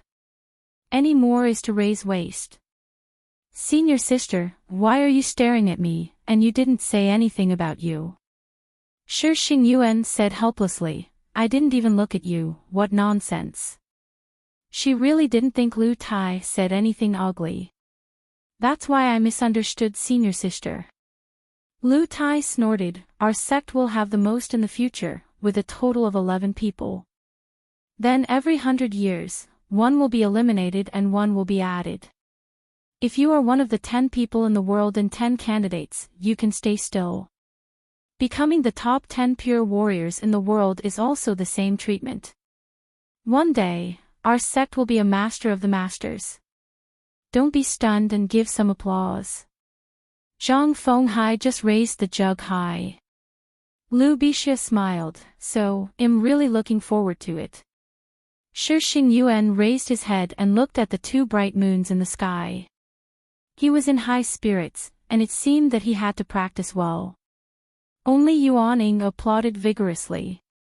As a result, Lu Tai said something unpleasant, senior sister, such a bright moonlit night makes your skin darker. Shi Xingyuan laughed angrily, you always have trouble with me, you only know how to pick up soft persimmons, and you have the ability to talk about Liu Bixia. Lu Tai said embarrassedly, this statement is a little too charming, and it's easy for people to misunderstand. Shi Xingyuan sneered and said, you can only talk about things. Liu Bixia nodded and said, seriously, I guess I'll have to say, let me rest for a while without a second effort. Lu Tai clasped his fists with both hands, I'm afraid of you, admit defeat and admit defeat. Zhang Fenghai laughed. His face was strained, and there was a smile in his eyes. Lu Tai raised his head and took a sip of wine and wiped his mouth, the substitute of the world of sages and sages in ancient times. The manifestation of the stars and stars of today's heroes. Tonight is fortunate to drink with you, not enough, far enough, meet this month and this day after 1,000 years. Drink again, I'll get drunk first, slam. It turned out that Lu Tai fell asleep on his back. Yuaning said embarrassedly, my husband, the wine is very good, and the amount of alcohol is average. On the top of the capital of Dali, next to an old man who was enjoying the scenery, Sun Chu, who had come here in confusion, stopped and said, Sun Chu, Xiaoguan, I have seen Hong Langzhong. The clear-faced old man nodded and said with a smile, I called you here temporarily today because someone has just entered Beijing, and it is more appropriate for you to show up to receive them. The old man didn't wear official uniforms. In fact, apart from attending court meetings, this 5-rank official of the Ministry of Rights was not required to be so restrained. This is a special case of Dallas officialdom. There are only 3 of them in the capital. They are the most in line with the reputation of being clear and expensive. Except for the Department of Examinations of the Ministry of Personnel and the Department of Wushuan of the Ministry of War, they are the ancestral halls of the old man. In name, the 2 servants of the Ministry of Rights can jointly decide the merits and demerits of the various mountain and water gods of the Dali dynasty, but the real person who cares about the specific matters is actually the priest of the ancestral temple, so this prominent position of the old man, it is called Little Heavenly Official. Sun Chu asked in his heart, Master, is this person related to Mr. Qin? The old man nodded and pointed to a young monk from a foreign country walking on the street. His name is Xing Yi, but he doesn't belong to Luopao Mountain Monk, but when Chen Pingan was in Shujian Lake, he always took Xing Yi by his side, it was Qingxia. The neighbor next door to the island, relying on luck and his own efforts, now Zenji is already the head of the Widow School, and he is the top spot of an immortal mansion, so his route to Beijing this time, the espionage on the side of the Ministry of Punishment, early. It was sent to our ancestral priest Qingli. Because he has such a relationship with Qin Pingan, I think it is better to let you come forward. The Ministry of Rights and the Ministry of Punishment didn't say much, and the objection is not big, once or twice, it's just like forming a default rule by each yamen, which is very good. Sun Chu smiled and said, if there is not much objection, there is still objection. The old man twitched the corners of his mouth, every government office is following the rules. It's nothing, no one has any selfishness. Wu Yuan, now the prefect of Chuzhou, is not only the son-in-law of the Yuan clan of Shangzhou Kingdom, but also one of the few students of the national teacher Cui Yu. The new kiln superintendent who took over the position of Chao Gingxin, Jian Feng, is the 4th grade. Xi Jinghuan, the original official of the Ministry of Households, went to Beijing to serve as the prefect of Baoshi County some time ago. And so on, between the imperial court and the yamen, there is always going to be a quarrel, and the Shanshui officialdom is no exception. Sun Chu asked, Master, am I going to see Master Xing? The old man said, Furry. You don't know how long to wait. People have only entered the capital with the front foot, and you will block the road with the back foot. Isn't this telling Xing Yi that the court is watching his whereabouts? Sun Chu smiled and said, I said that on purpose. It's been a long time since I heard Master's teaching. The old man couldn't help laughing. Not long ago, Sun Chu was only in Nangxinfang, a 9th-grade junior officer who was temporarily in charge of the repairs of the capital temple in Honglu Temple. In the capital of Dali, they are not called officials. Now Sun Chu has been transferred to the Arsenal Department of the Ministry of War and has been promoted, but this promotion is not without warning. As early as when Honglu Temple was the prelude class, Sun Chu was able to take charge of the Beijing Temple Affairs Department and the Promotion Department. In addition to the official duties of the office, and when the Lord of the Luopao Mountain, Qin Shanzhu, was in Beijing, Sun Chu followed him, so he just went up one step and became the 9th grade, without any waves. That's why Sun Chu's preacher, when the old man was drinking with his disciples on the Changpu River, would make a joke. Master Qin Shan is still not upright, and he doesn't know how to say hello to the officials. Otherwise, I will be sorry for the official prestige of Lord Yingguan. Jokes aside, in the opinion of this old man who has been in charge of the ancestral hall of the Ministry of Rites for many years, Sun Chu, a young man, is destined to continue to circulate among the various ministries and government offices of the imperial court, starting with Honglu Temple. In the future, each position will not sit for long as 3 or 5 years, as short as 1 or 2 years. Of course the rank will get higher and higher. This involves an inside story that Sun Chu is still not clear about. In fact, it is a promotion picture arranged by the national teacher Cui Yu long ago. Sun Chu's intuition was correct. Cui Guosher, who likes to see many little things in person, not only knew him, but also kept staring at him. Sun Chu once said unintentionally, saying that he was a poor ghost who can't keep money. He is a reincarnated. Therefore, the Dali court will always send the poor. Therefore, Sun Chu, who was born in the 2nd-class Jinshi, stayed in the famous Qingshui Yamen of Honglu Temple for so long. The old man once asked Cui Guosher personally, was it really useful?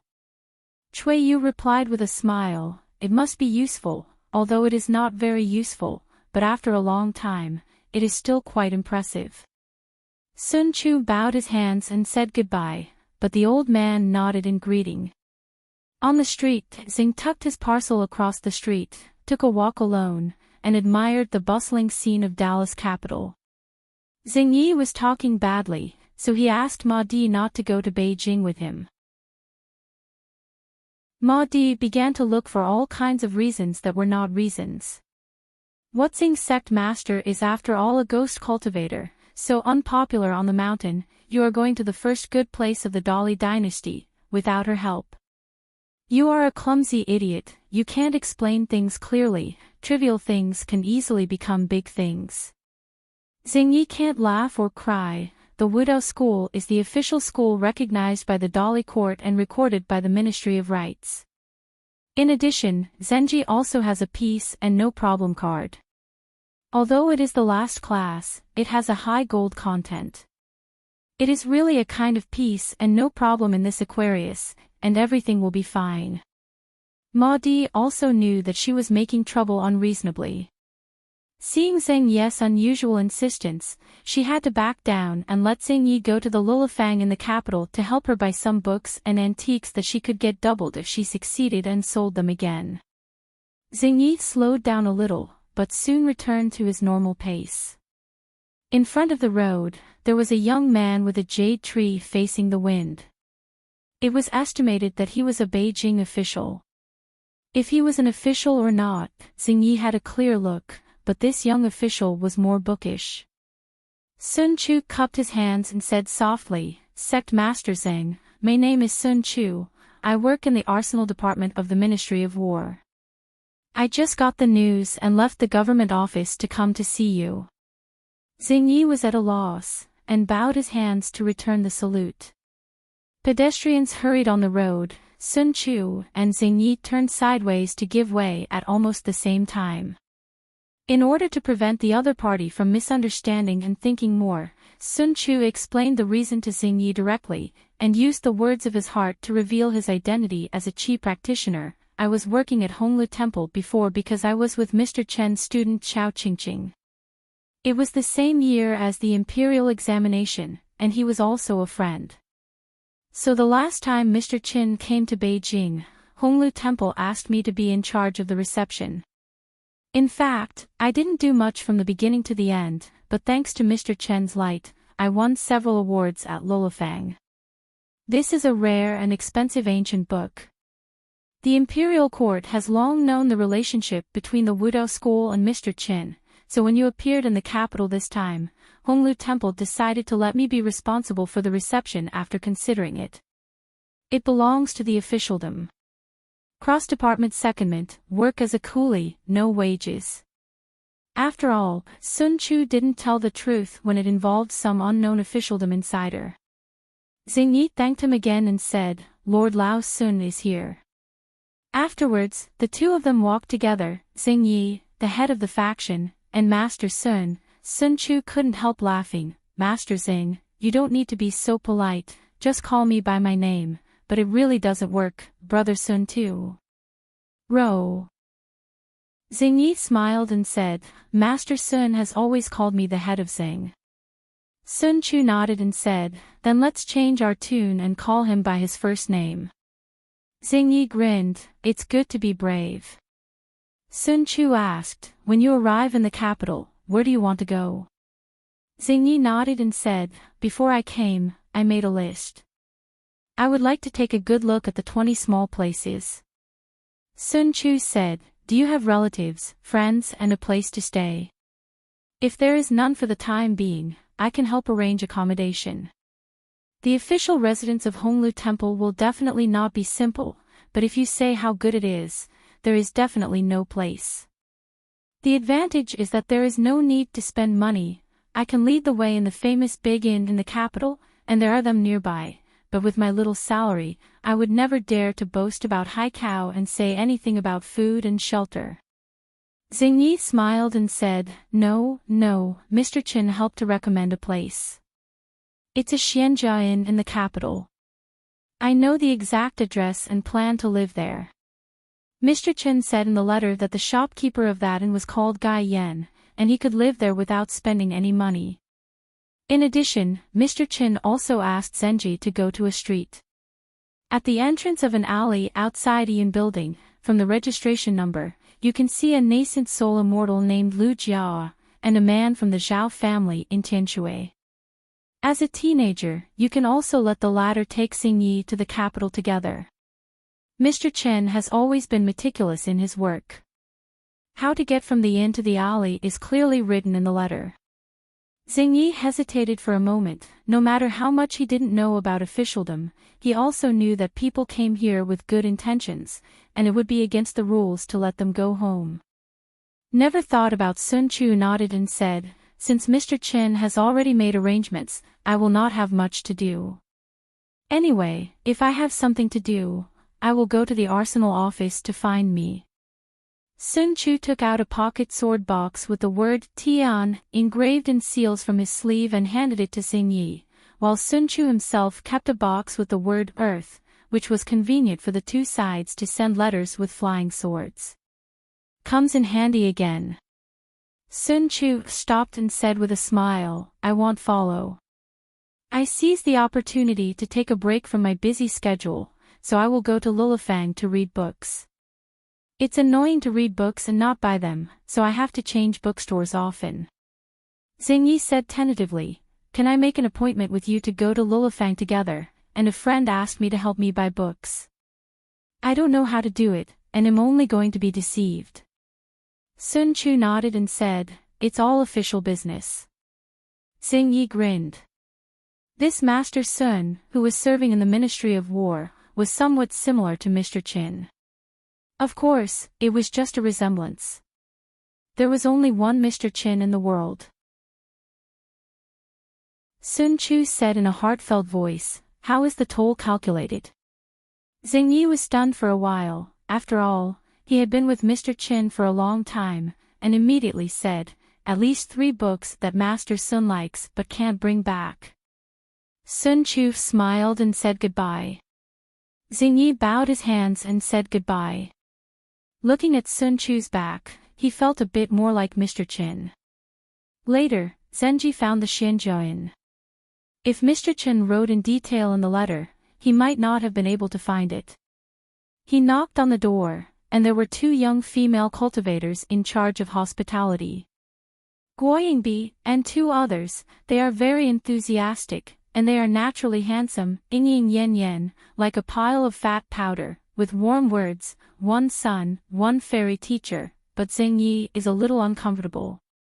After hesitating for a while, he didn't say that he was a friend of Mr. Qin, and he didn't ask the innkeeper if Gai Yan was there. Xing Yi honestly paid a deposit, even if he stayed.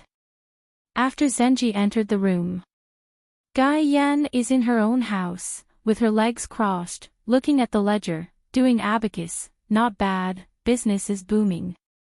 Lord Yingguan did business, and sure enough, he had a few brushes, but he just helped to provide a few ideas, and the business of the inn improved immediately. Xing Yi put the package away, thought about it, and put it back together again, left the inn, and went to the alley. In the alley outside the building, the master and the apprentice, Lu Jia and Zhao Duanming, had nothing to do, just in the snail shell dojo, one drinking and the other eating peanuts in salt water. The old man was a little regretful. Since Chen Pingan left the capital, his alley has not been so lively. It was Wen Sheng who first came here in person, and neither the teacher or the apprentice recognized it. Later, Li Xing also came. Thanks to Zhao Duanming's eyesight, he was probably struck by lightning too much, and with his cleverness, the old Yuaning didn't have any rudeness. After that, more characters came one after another. Some old people didn't dare to dream, and some were faces they didn't know. For example, on the side of the alley, there was a Li Shixing who claimed to be from Huaihuang County, Longzhou, and was from the same town as Chen Pingan. So what? Bar. Before that, there was a burly old Taoist priest with a small attendant, a young Taoist boy. These two Taoist priests, who looked like masters and apprentices, sneaked into the alley. Could Lu Jia not stop them? Must be stopped. Of course, there is Mr. Zheng from Beidasheng. Fortunately, the old cultivator has seen a series of big winds and waves, and the realm is not high, but he has a successful cultivation heart and a soul of nascent soul, honed to a rock. After Jing Juzhong left, one old and one young, the master and the apprentice looked at each other with big eyes and small eyes. At that time, it was the old man who said, "Duanming, you seem to be a little nervous. When you address Mr. Zheng, your teeth seem to be chattering." The teenager didn't refute anything, just pointed at the old man's forehead. "Master, quickly wipe off the sweat, it's raining." Today, the old man picked up a salted peanut and threw it into his mouth, and said, "Duanming, you do the math. What big man hasn't come to our place to order Mao?" The young man squatted on the ground and said angrily, "Master, please still click Mao, you have been a little swollen recently, restrain yourself." The old man took a sip of wine and snorted, "Someone is coming. Duanming, keep your eyes open, is it some amazing person on the top of the mountain?" Zhao Duanming turned his head and saw that it was a young monk with a lot of dust and dust. He shook his head and said, "I don't know. Anyway, there is no one for the statues hanging in the Confucian Temple and the Martial Temple." The old man snorted, and when the young man lowered his head and reached out to grab the salted peanuts, there was not one left.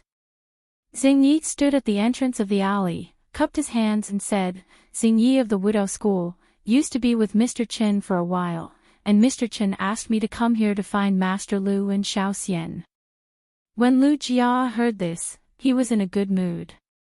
Chen Pingan was a good guy. He knew that in the capital, he could handle it, so he asked his friends to come here to say hello. When the ban on the dojo was opened, Lu Jia stood up, returned the salute, and said with a smile, "Little brother, come in and talk." Xing Yi stepped into this white jade dojo, and according to Mr. Chen's explanation in the letter, he told the old immortal master about his plans for this trip to the capital. Zhao Duanming was very happy, and suggested that all Zenji Lai came, and Ichi Lane and Cheer Street, which were not on the list, could go shopping together. Although it was not interesting, it would be even more boring if you didn't go there. Lu Jia stroked his beard and asked with a smile, Zenji, where do you plan to live? Xingyi said it was the Xinjiang. Lu Kao wondered, so rich, you went there to spend money. Now the capital is talking about that place, the pigs that kill monks from other villages. You have to take it easy. Zhao Duanming nodded vigorously, Brother Xing, it's true, I heard that there used to be a bleak situation over there, but now I don't know why, but it's amazing, killing pigs to death. Xingyi didn't know how to answer for a while. Lu Jia said, it's weird. The last time Qin Pingan came to the capital, he didn't live there.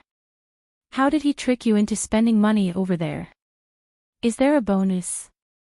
Zhao Duanming said in a low voice, it's not so, Brother Chen is a scholar of the bright wind and the moon. Xingyi quickly changed the subject and asked, Master Lu, dare to ask where Mr. Chen lived last time? Lu Jia lifted his chin, it's just a few steps from here, the Market Inn, it's a bit shabby, but it doesn't cost a few dollars. I think Chen Pingan is very used to living there. Zhao Duanming smiled and said, I heard from the shopkeeper Lu that Brother Qin also bought a piece of porcelain from him. Xingyi became more curious, thought about it, and said, I'll go over there to see. Lu Jia nodded and said, when you get here, just do whatever you want. Duanming looks stupid, but in fact he is not bad, just remember to walk with him on the road, be careful. Especially when it rains and thunders, try to stay away from this child as much as possible. Farther. Zhao Duanming said angrily, Master, are you the one who kills your disciples like this? When did you get struck by lightning and accidentally injure others? Oh. Lu Jia nodded, that's right. Xingyi was confused, but he still clasped his fists and left. When Zenji left the dojo, Zhao Duanming patted his head and remembered one thing, I almost forgot, I promised to find a book for that girl's film, Worry. Don't talk about the capital, booksellers around the outside have long since not engraved such a book. This travel note, where can I go to find it? Chao Gingxin, this bastard, said it was good, and said that he would definitely help me find it, so far there is no news, and it is unreliable. Xingyi quickly found the inn, and the old shopkeeper was cleaning the counter with a feather duster. The shopkeeper surnamed Lu saw the young man at the door and asked with a smile, Guest officer, do you want to stay in the store? Xingyi has carefully looked at the front hall of the inn, except for the china on the counter, there seems to be nothing out of the ordinary. Passing by. The old shopkeeper nodded and said, it's okay. Since the door is open to do business, those who come are customers and those who leave are also customers. On the other side of the alley, a guy with an oily wine gourd hanging from his waist leaned against the wall of the alley, raised his hand, shook an old book, and said with a smile, Zhao Duanming, come here to kowtow to Brother Chao. Zhao Duanming grabbed the book and said, thank you so much. It took so long to finish such a trivial matter. How can you be a servant? Your uncle. It turned out that the young man was right when he discovered that the book only had the cover, and that it was a book of sages. Chao Gingxin hiccuped and stretched out his hand to hold the boy's head. Okay, I happened to meet you on the road, that book has been given to Miss Lu. Zhao Duanming was suspicious, really. Chao Gingxin patted the boy's head, while playing in the mud, I have a serious talk with your master. Zhao Duanming stumbled and thought about it. He felt that Chao Gingxin would not play tricks on him if he was not a man. Then the young man saw the who said he was going to talk about business, and started to hang on his shoulders with his master, drinking wine. Xingyi apologized slightly and walked out of the inn. Now that all the money has been spent, Xingyi is still going to stay at the Xinjiang. On the street, there was a young girl walking in high spirits. She was reading a book while walking. Ha, finally got it. I've been thinking about books for so long. Although I have actually read the content of this landscape travel note for a long time, can it be the same if there are books or not? I used to go to the bookstore with my friends to read a few pages today and a few pages tomorrow. The girl who was away from home all day was worried that she would enter the shop, and she would have to be disciplined by her father, or maybe she would need a feather duster to serve her, so she simply squatted by the wall and flipped the book. The girl stretched out a hand to block the sunlight, so that the reading would not be too dazzling. She was fascinated, and after reading many pages in one breath, she finally realized that something was wrong. It seemed that the sun was gone. She rubbed her eyes and looked up, only to find a strange man standing nearby. It seemed that his shadow just blocked part of the light, but it didn't delay her reading through the sunlight. In fact, most of her thoughts were still immersed in the landscape story of the novel, so she was still a little confused when she raised her head. In the past, her first thought would be to meet Deng Tuzi, but after meeting the customer of her own shop last time, she felt that it was not good to misunderstand others like this. When a girl is reading a book, she likes to mutter and talk to herself, and she will say that the Chen Pingan in the book is too romantic. How can you like a girl when you see it? But girls like to read books by jumping through the pages. Anyway, the content and plot have long been familiar to her heart, so she will choose those passages that are deeply remembered, which may be some beautiful sentences, such as the wisdom of this life in the book. Phew, I went to study in this life. I saw it again today. Since it is already her own book, the girl gently folded the page, or it may be some content that will make you sad when you look at it, such as in the story near the end of the book. The boy who practiced ghost Taoism in the book has never told the girl he loves that he actually likes her. The girl blinked. The strange man, for some reason, kept turning his head, looking across the street for a long time. From Shujian Lake all the way to this day, the former teenager who came here is now straining his face and trying hard not to look at her. It may be her face full of tears, for fear of scaring her. Maybe it's because I don't know how to open my mouth, so I almost passed by. The girl closed the book with a snap and sighed, but unfortunately there is no sequel to this book. Then she didn't even know that boy. Did she find the beloved girl Sue? She stood up and tiptoed to go home, but after a moment of hesitation, the girl still said in a low voice, and thanked the strange person. The man raised his arm, about to wipe the sweat, coughed a few times, turned his head to look at her, and the first sentence he said was, "Dare to ask this girl, is there an inn nearby?" The girl was stunned. What should I do? Don't be a fool. Just a few steps away, can't you see the signboard of your own inn? The girl sighed, raised her arm, pointed to the plaque of her inn with the book in her hand. It's here. Xingyi smiled brightly and said, "Okay, thank you." The girl always felt that this matter was mysterious. After thinking about it seriously, there is. In no hurry to go home, she pretended to walk along the wall in the opposite direction of the inn. Xingyi walked towards the inn and turned his head, just as the girl turned her head. Xingyi stopped and said hoarsely, "My name is Xingyi." The girl blinked. Is it the same name as the Xingyi in the book? The girl hesitated for a while, then turned towards him, waved the book in her hand, and said with a smile, "It's a coincidence, the inn is my home." Xingyi nodded vigorously, "It's a coincidence." Inside and outside of the book, they were reunited after a long absence. Sort of Coming Chapter 1041. Chen Pingan walked out of his ancestral home, Muping Alley and Huaihuang County, and walked with Xiaoma to the highest mountain in the west, Piyun Mountain in Beiyue.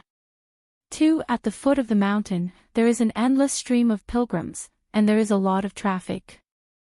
There is also a mountain market that specializes in selling mountain goods and herbs. Naturally, everything is real. Where can the mountain goods be faked? The price is not fair. The local pilgrims in Chuzhou, I don't even stop here, I just climb mountains to worship incense, seek wealth, marriage and peace. There are places in the mountains. Good men and women from other places spend a lot of money here. No wonder they set up street stalls here. The mountain hunters are more articulate than the others. They are not the poria cocos dug from the back mountain of Pian Mountain, or the thunder and wood chopped from the Auto Peak Mountain. Just put them at home to exorcise ghosts and ward off evil spirits. Otherwise, they come from immortals. Ganoderma lucidum in Chaoshan, Xiankashan, you have always heard of it, you know. Going back to one of the hilltops of the unfortunate mountain management, the guest officer wants to ask why others dare not go, but I can dig the Ganoderma over there. Good question. Coincidentally, the mountain master and I, Chen Pingon, are also distant relatives who used to visit New Year's Eve. Our relationship is not normal. If we meet on the road over the county seat, he has to call him uncle, every year on the third day of the new year. During the 10 Dreams night dinner, that kid did a lot of toasts to me on the table, don't you believe me? I can confront Chen Pingon face to face, as long as you pay the toll. When you get to Luapa Mountain, see if he dares not to show up, he has to call me uncle, whether he recognizes this relative. Chen Pingon squatted beside the stall with his arms wrapped around his arms. He listened with relish and nodded frequently. When the man saw someone cheering, he smiled at Chen Pingon. One Xiao Mo with a yellow hat and blue shoes, using the mantra of millet grains, just makes his brain hurt when he hears it. Wei Bo, who used his blindfolding technique, appeared beside the two of them and asked with a smile, "You two are so leisurely." Chen Pingon stood up and said in his heart, "I just found a shard of natal porcelain in Song Jisen's house next door. According to the size of this shard, it is estimated that it is only the last piece, and there is no clue yet." Wei Bo cupped his hands and smiled and said, "It's gratifying to congratulate." Chen Pingon said with a headache, "It's not even one piece away." Wei Bo asked, "Since there's only one last piece of broken porcelain left, you don't have any feeling in your heart?" Chen Pingon shook his head and said, "The blame is here. There used to be a little bit, but now I have no clue. When I temporarily borrowed a Taoist technique with Lu Qin before, it seemed that they were very close. After returning to the 14th realm cultivation base, the subtle traction and the shadows disappeared. Could it be that the last piece of broken porcelain is in the Qingming world? The problem is that Lu Qin did not do this, and Chen Pingon also believed that Headmaster Lu couldn't do such an unconscionable act, so who would bring it to the Qingming world? Chen Pingon smiled and said, "Don't talk about this, Wei Shanjun has thought about the name. Talk about this at the wine table." Wei Bo didn't take them up the mountain, but went to a wine shop in a small town at the foot of the mountain. It was run by Huang Ernyang. She hired someone to look after the shop and belonged to the semicolon. Her son, Bai Shang, was a recognized child prodigy. A genuine seed of reading. I once studied for a few years in the school opened by Chen's in Long Weixi, and now I have a reputation, and I went to another place to study, and my future prospects will not be small. I can't say that I will go back in a few years. Went to the capital to take the exam, and turned around and turned into an official man. The wealthy Huang Ernyang had already made it through, but she didn't think about finding a man all these years. In the local dialect, the man who was recruited by the widow was called Pin. Earlier, the drunkards thought that Jing Dafeng, who was watching the gate from the east, had this opportunity. Who would not know that when Jing Dafeng drank on credit every time? Don't listen to Huang Ernyang's snarky mouth at that time, just look in the woman's eyes. There is brilliance, but there is no sign of drinking after procrastinating for so many years. Today, Huang Ernyang was watching the business in this restaurant in person. Wei Bo picked a wine table and asked the woman from MILF's for 3 kilograms of the best wine, and laughed softly, since she knows that Jing Dafeng is returning to his hometown. Now, I come here often, and indirectly help Shanjun Mansion's rights and system department to save a lot of wine on the mountain. I have to take care of the business here, Mr. Mo, later. If you have trouble, you have to settle the bill, I am afraid that Lord Chen Shanju will use the excuse to go to the toilet, and the time spent in the urine will be gone. Xiao Mo nodded and agreed, and then helped to explain, this is Brother Weiss' misunderstanding. My son drinks boldly at the wine table, and the checkout is even more unambiguous.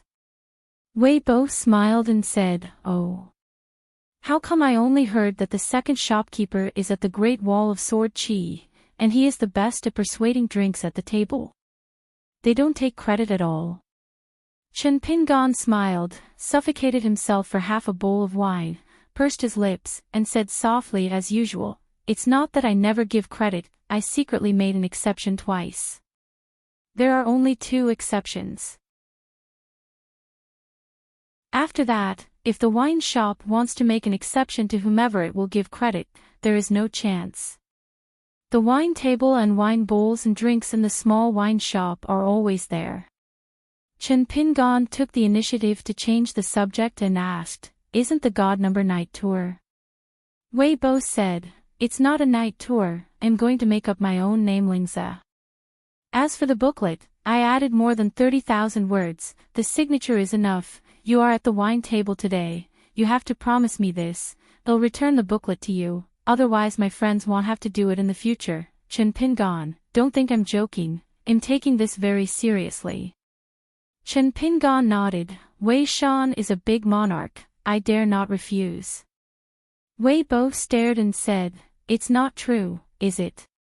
Chen Pingan hurriedly raised the wine bowl and said, Piyun Mountain has not been sealed by the Confucian Temple and given the title of sovereign god to Wei Shan. His temperament is good, and it will be good in the future. Are we poor relatives still hanging out?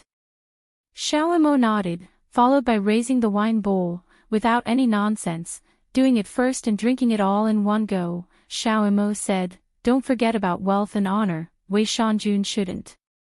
Wei Bo picked up the wine bowl, bumped with Chen Pingan, turned his head to look at Xiao Mo, and said helplessly, Xiao Mo, don't learn from this kind of person.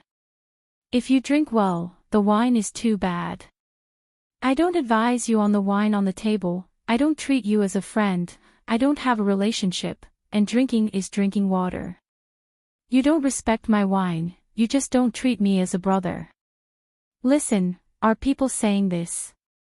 Chen Ping's placement was like a deaf ear, just silently reciting the word Lingze.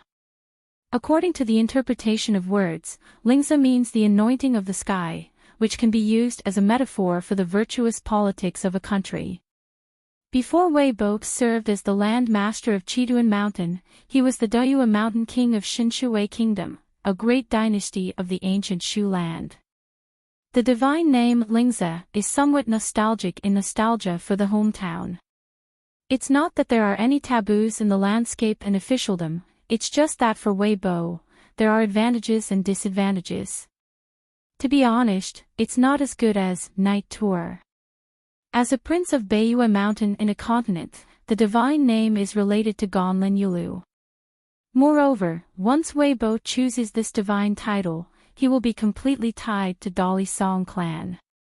After all, half of the mountains and rivers in a continent are the land of Dali. It means that if the Dali dynasty has a long period of peace and prosperity, and the politics is clear and bright, Wei Bo will benefit, but if the Dali Song clan encounters a situation where the emperor is confused and the government outline is not upright in the future, the pure golden body of Shanjun Wei Bo, naturally, it will be affected to some extent. So Chen Pingan asked again, have you really thought about it? Wei Bo said, as a mountain lord, with a divine name and water, wouldn't it be the best of both worlds? Chen Pingan smiled and said, if Wei Shanjun explained it like this, it would make some sense. Now that Wei Bo had made up his mind, Chen Pingan stopped pointing fingers, bumped the wine bowl, and drank the wine in each bowl. Chen Pingan said, His Majesty the Emperor will be very surprised, pleasantly surprised. He will feel that the trust and support he has given to Pai Yunshan for so many years has not been in vain. Wei Bo smiled and said, "To put it bluntly, your majesty will be glad that you didn't raise an unfamiliar white-eyed wolf." Chen Pingan complained, "This is too ugly to say. If you don't belittle yourself like this, hurry up, punish yourself for a bowl, and fill it up quickly." Wei Bo looked at Xiao Mo. "How is your son's ability to persuade him to drink? Did I misunderstand him?" Without saying a word, Xiao Mo drank a bowl first. Young master's words, persuading wine is persuading wine, and it is also reasonable. Wei Bo tutored, "Master Chen Shan, find a servant like this for me too." Chen Pingan took a sip of his wine and snorted, "One of a kind, no semicolon." Xiao Mo was happy to hear it, so he wanted to learn from Jing Dafeng and mentioned one to his son. As a result, Chen Pingan immediately signaled him not to fight. Xiao Mo silently transferred the wine bowl and turned towards Wei Bo. "I will mention one first, but Wei Shanjun will not mention it. I mentioned how much I would like to drink, and whether I would drink a full one. It all depends on the depth of our friendship." Wei Bo didn't get angry. "My dear, you two are smashing the field together. Have you forgotten whose territory is here?" Chen Pingan shook his palm, motioning Wei Bo to stop dawdling. "Just have a drink, you're the one who talks a lot." Wei Bo smiled angrily. "Little Mo, I don't see you outside. I'll leave the words here today. If you persuade me to drink, I will drink it. Anyway, every time we drink, our friendship will be shallower." Xiao Mo was a little for a while. Chen Pingan smiled and said, "What are you afraid of? The friendship between the two of you is as deep as the sea. If you want the wine glass to bottom out, you have to drink several wine shops one after another. Wei Shanjun is using the aggressive method with you." Wei Bo was speechless for a moment, so he raised his hands and clasped his fists to beg for mercy. Chen Pingan asked with his heart, "Now Yanghua, the Marquis of Changchun of Chidu, is she born similar to you and belongs to the reincarnation of a from the old Shinshui kingdom?" Wei Bo smiled but said nothing. Chen Pingan didn't ask any more questions. Wei Bo tutored, "That Uncle Chen from your family is fine, but he wasn't enjoying himself drinking, so he took a few friends here to hang out at the foot of the mountain, just had an early drink here, and he almost let me show up with a loud voice. Help with hospitality." The boy in Tsing Yi swaggered and brought 3 friends, a dragon slayer from the 14th realm, a flying Shizhou realm, and a sword immortal in the Jade Purity realm, obviously following him. Wei Bo. Chen Pingan smiled and said, "Who told you to let him have a few closed-door meals back then, and you felt aggrieved in your heart, but I have to clarify with you, believe it or not, Jing Qing is on my side, and he never said a word to you. No, I didn't even say a word of complaining. Instead, what I said were good things.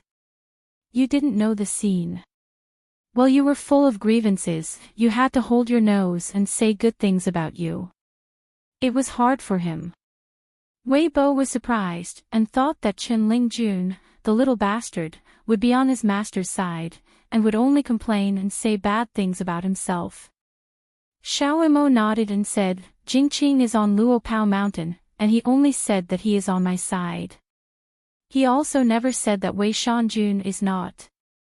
He only said that he is your friend for many years, just like a brother who has been separated for many years and reunited, and the relationship is good. Already." Wei Bo rubbed his chin, feeling a little guilty. Wei Bo suddenly said, "Your Majesty, who left the capital in advance, changed the established route. Instead of returning to the capital, he chose to continue south. Now he has entered the boundary of Yunzhou, and depending on his posture, he will go to Suian County, Yenzhou Prefecture. Looking for you." Chen Pingan hesitated for a moment and said, "You should not know about this kind of thing in the future." The teenager who used to drink secretly and alone, later on, the second shopkeeper's wine shop table and roadside, probably like the rivers and lakes of the children in Tsing Yi, drinking separately and enjoying various tastes, except that there is no making friends embarrassed drink. Wei Bo smiled and said, "The old coachman who stayed in Yuzhang County is just like the motionless firefly in the courtyard. I don't think it's hard to see." Chen Pingan said, "This is also a reason.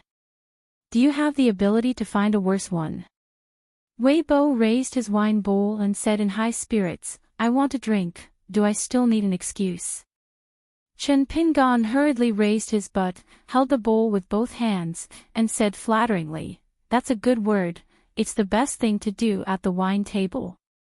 "Xiao Mo, don't be stunned, we must accompany Wei Shanjun. Go 1. Yenzhou Prefecture in Yunzhou, Suian County. The green hills are continuous, the green water is flowing, the fields and ridges are stretched, and the mountain flowers are about to burn. The sun was just right, and in the drying field outside the gate of the village's pulping workshop, there were lumps of pulp all over the place as white as bright silver. Donkeys were pulling the mill, pulling the idle sky. The little girls bulging and plump buttocks, the men swallowed their saliva, and their voices became a little louder.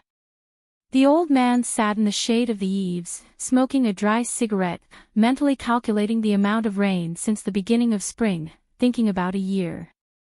The harvest, the door is pasted with the characters of blessing and spring festival couplets written by the grandchildren, the pen is immature, but it is full of vigor. On the road, someone carried 2 oblate bamboo cages on their shoulders, with fluffy chicken cubs clustered in them, chirping. The 2 carriages slowly passed by the boundary marker on the border of the 2 counties, and a Wenchang pagoda could be seen in the distance. On the bank of a tributary of the Shimei River, there is a pavilion with black tiles and white walls on the side of the road, and someone is already waiting here. Next to the pavilion, there is a 100-year-old torreya tree, like a huge umbrella cover, which just covers the small pavilion for people to rest. The 2 greatly officials in the pavilion, Pei Tong and Chu Liang, both hold important positions. They are the governor of Yunzhou and the general, who belong to the top military and political leaders of a local prefecture. On their trip this time, they left the heavily guarded government office with only one entourage. According to the law of the Great Li, the imperial court will provide these senior officials in charge of the frontier with a different number of cultivators who follow the army and serve the latter. A casual official who is temporarily granted a secretary officer outside the official position can receive 2 stipends. This is not a gimmick. After the war in Aquarius, the number of assassinations against important officials in the southern states of Dali over the years has been over 100. The assassins include the remnants of the Wild Demon clan who failed to escape from Aquarius. There are also some monks from various countries who are full of hatred for the Dali Song family. Regarding the latter, the Dali court had already come to a conclusion in the hands of the national teacher Cui Yu, and they could not implicate their family or anger the vassal court. The 2 cultivators were sitting at the entrance of the Xingting pavilion. They were very young in appearance. They were from Tongtian River in Jinwu Mountain and Dezonggu in Fengshua Temple.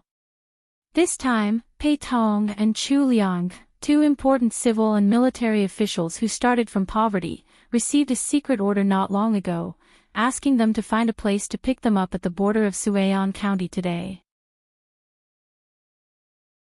The 2 carriages were parked on the side of the road, and Emperor Song he lifted the curtains and waved his hands, indicating that Inspector Pei and General Chu did not need to be more polite. Since he was not in the front and harem of the capital, the Emperor Song he was very casual. After reaching out, he rubbed his buttocks and joked, "This ride on a horse carriage is so frustrating." Pei Tong immediately understood that the official road in Yenzhou Mansion under his jurisdiction had to be repaired. Song he didn't mind Pei's thinking too much, and walked straight into the pavilion. The 2 secretaries and the emperor bowed to each other. Song he smiled and called out their names and chatted casually. Lifting his robe, Song he sat casually on the long stone bench in the pavilion. The wall next to the river had a big hole, and the breeze was gentle, but it was a bit cool. There were some charcoal graffiti of rural children on the wall. Song he raised his head and glanced a few times, reached out and pressed a few times, smiled and let everyone sit down and chat. Queen Song Mian was sitting beside the emperor, and Yu Yu, a monk with the Chinese character Su character for earthly branches, was sitting beside her. Zhao Yao, the minister of punishment, and Li Baozhen, the weaving officer of Yuzhou, were sitting together. The old Longzhou of Dali and the current Zhenchuzi do not have a single state general, so Chu Liang, who is the general of Yunzhou, is also in charge of the military affairs of Hongzhou, like the general of Yuzhou, Chao Wu. Garrison and several past military towns. Song he smiled and said, "On the way here, I just turned over a few Suian County chronicles, and found that there have been many private academies opened in the past 100 years. There are more than 60 large and small. Within a county, there are academies all over the place, and the sound of books is loud. It may not be considered a noble family, not even a local prefecture. It is just a scholarly family of local farmers and family heirlooms. Therefore, the literary fortune of Yenzhou Prefecture is not too strong, but it is better than orderly circulation. Perhaps in the eyes of the Qi Shi, those big prefectures, all kinds of landscapes and cheat condensed in each door, like colorful jewels, dazzling, but they are very different from each other. Then this Suian County is like a white jade plate containing Wenyun pearls of different sizes." Pei Tong immediately said, "Reporting to your majesty, Suian County has been a land of scholarly interest since ancient times. Although the property is poor, the local people attach great importance to farming, reading and heirlooms. Among the dozens of counties in the entire Yunzhou boundary, it can be regarded as the best literary and cultural education. It is one of the counties, but in fact, half of the academies have been newly built in the past 20 years. Just like the largest Shixia Academy, which was just established, there are also Yunlin Academy in Zitong and Jiaoqi Academy in Hengtang. They are not small. Some local sages pooled money to start them, and some officials who had been officials in Beijing for many years and then returned to their hometowns paid their own money, and then used personal connections to invite literary celebrities and scholars from scholars to give lectures here. Over time, the number of academies became the highest. Jian Prefecture, and the academy in Suian County, has a characteristic: as long as it is opened, it can last for many years, and the academy has always been taught by the master and the students read. Unlike other places, often for various reasons, it is abandoned halfway. Although Chu Liang, who is an official in the same state and considers himself to be a big old and rude, actually has few opportunities to deal with Pei Tong, who was born in the imperial examination, but today I just listened to what Pei Inspector said, and General Yunzhou began to admire Pei Tong. His speaking skills are worthy of being a scholar who was born as a jinshi. Since most of the academies in Suian County have been established in recent years, isn't it because His Majesty the Emperor pays attention to the merits of cultural education? As for His Majesty's martial arts, the entire Hauran is known to the whole world. Even if half of the Aquarius continent is given up, Dali is still one of the top 10 dynasties of Hauran. Song he nodded and said, "Remember that there is a record in a county annals that there was a teacher from a foreign country teaching here, and he left an academy motto, 'Teach people first and teach people to be real people.'" Pei Tong immediately answered, "If the lower official remembers correctly, it comes from the first mountain chief of Wufeng Academy, and this sentence is engraved on a stone tablet." Song he smiled. It seems that Inspector Pei was able to get an uncommon excellent twice in the 2 successive Jingche's official evaluations, which is not without reason. Cui Yu was both the national teacher of Dali and the mentor of Emperor Song He. When Song He was still a prince, he taught Song He an official heart formula, saying that the general seed brother of Dallas capital was an official. They are greedy for fame and not for money, because they feel that the entire country was created by their parents, and they are born with a kind of ambition to defend the country. There is nothing but ambition, and it is difficult to know what is lacking, so the court needs to guard against arrogance and impatience. And officials from humble backgrounds, who started in the end of the market and the countryside, have been poor and fearful since childhood, and even more saddened by the question of money. On the way to an official, they are easy to be greedy for money. Even if they are not greedy, they can't stop it. The relatives and clansmen around them suddenly made a fortune and became oblivious. It is difficult for people to be contented. They acted as a blessing in the local area and ran rampant. At this moment, His Majesty the Emperor looked at Pei Tong, who had already become the prefect of one state, and said with a smile, "Before I left the capital, I specifically asked Mr. Zhao from the household department to ask for 2 characters, which are the family instructions of their Tianshui Zhao family. Just put it on the carriage and bring it back to you." Pei Tong and Chu Liang quickly got up and thanked them. "Song," he said, "General Chu was born a meritorious warrior. Now he manages the military affairs of the 2 states. Apart from military books, he does not delay reading a few sage books in his spare time." Chu Liang just sat down and got up again, clasping his fists to lead the order. In the end, he was born in the battlefield, and when he spoke, he seemed full of vigor. "Song," he continued, "I see this Yunzhou boundary, along the way, worthy of the family motto. The weather should be clear and should be high. As for Inspector Pei's own far-reaching scholarship and honesty, there is no problem. Yes, I hope Inspector Pei will not slack off and persevere in the future." Pei Tong's face was as usual, and he immediately got up and thanked His Majesty for his approval.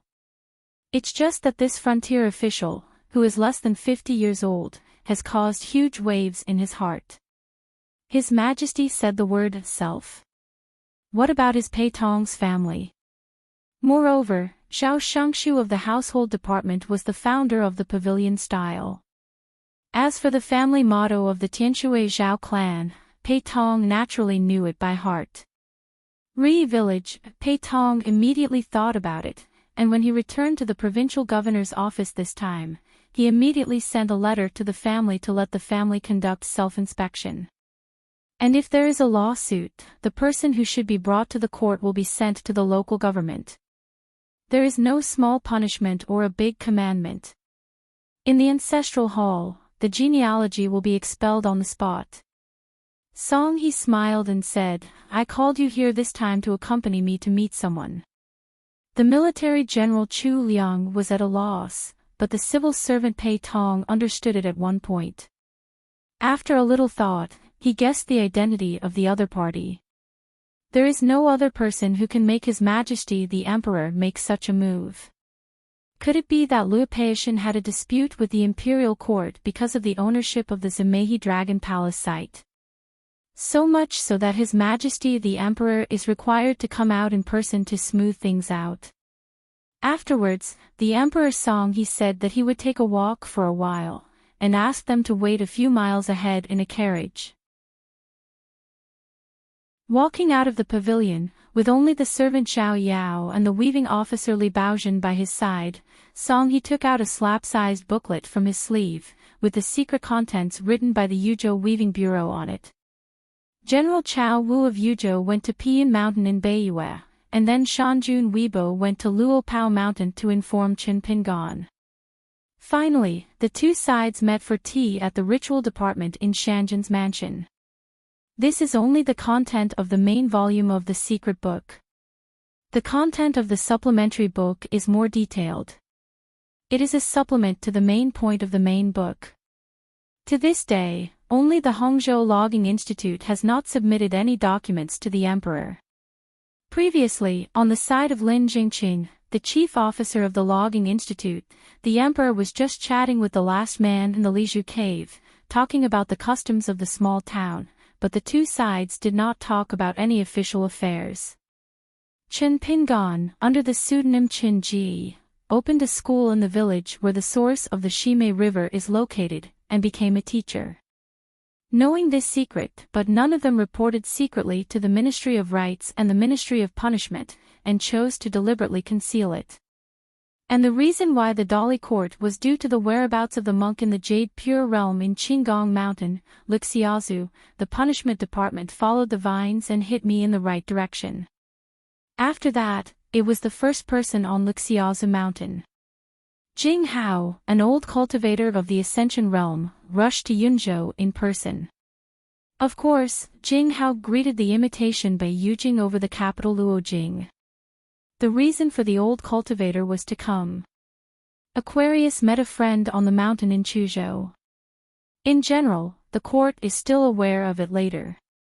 His Majesty, the Emperor, who learned about this secret report halfway, just went to the logging farm in Yuzhang County, Hangzhou, and met Lin Jingqing.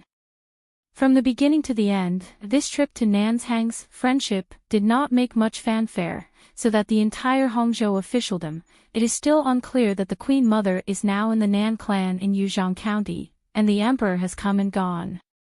Song He smiled and said, "The law is nothing more than human feelings. Zhao Shilang, in this matter, you don't need to scold Gao Niu and Yu Huiting from the Ministry of Punishment. Put yourself in the shoes, and I won't take the initiative to leak secrets to the court. Well, I don't dare." Regarding the first river Gao brewing of Shimei River, Piyun Mountain Shanjun Mansion, which is in charge of the entire Beiyue landscape and spirits, and Dali Libu Temple, there are long comments, and the content is the same. It can be seen from this that Gao Brewery is an old official who knows how to change the rudder. As for Yu Huiting, after she descended the mountain, she has served as a Dali military cultivator for nearly 20 years, and has made a lot of military exploits. This time, she and a prudent Dali native Yuaning will be responsible for the lifting of the ban on the Longgong ruins. Regarding the excavation, the Dali court clearly intended to give her a bright resume, no matter whether she intends to serve as an official in the Dali court in the future, or return to Fengshua Temple to concentrate on cultivation, both in the Ministry of Officials and the Zushi Hall on the mountain. There is a saying, and the fact that the ban on the Dragon Palace can be opened ahead of time this time, so that the masters at the Qin Tianjian in the capital can save the heaven and earth treasures needed to open the mountain, and it is also thanks to the two that she voluntarily handed over. Dragon Eye is an unexpected joy. Afterwards, the Dali Punishment Department will have its own compensation, and will select treasures of the same rank from the B-character's secret vault as usual and hand them over to Yu Huiting. Now the Punishment Department is discussing the matter, which will be awarded to Yu Huiting in the future. A piece of typing, no problem. Is it a third-class card, or is it directly given to the second class? Song He said, "I've seen Yu Huiting's experience on the battlefield. The Ministry of Justice gave her a second-class no-care card. She deserves it. It's my great blessing that a woman is such a hero." Zhao Yao said with a smile, "Your Majesty, when the Ministry of Justice wanted to issue a last-class know-nothing card, she confiscated it, saying that her military merits were distributed by herself early, and she would not receive any reward for no merit." Song He also knew about this, and couldn't help laughing. As expected of a military cultivator from Fengshua Temple, it is more difficult for you to give gifts than to receive gifts. Zhao Yao suggested, "Actually, it is not difficult for her to accept the gift, but it may be necessary for His Majesty to speak with Lord Shangshu, and to allow Yu Huiting to pass the gift card. She will definitely be willing to accept it." Song He said, "This kind of thing is rare, right? I remember that Dali only broke the case in Zenji of the Wudao faction. Shijian Hagu Kan once passed his own no-care card to Xingyi."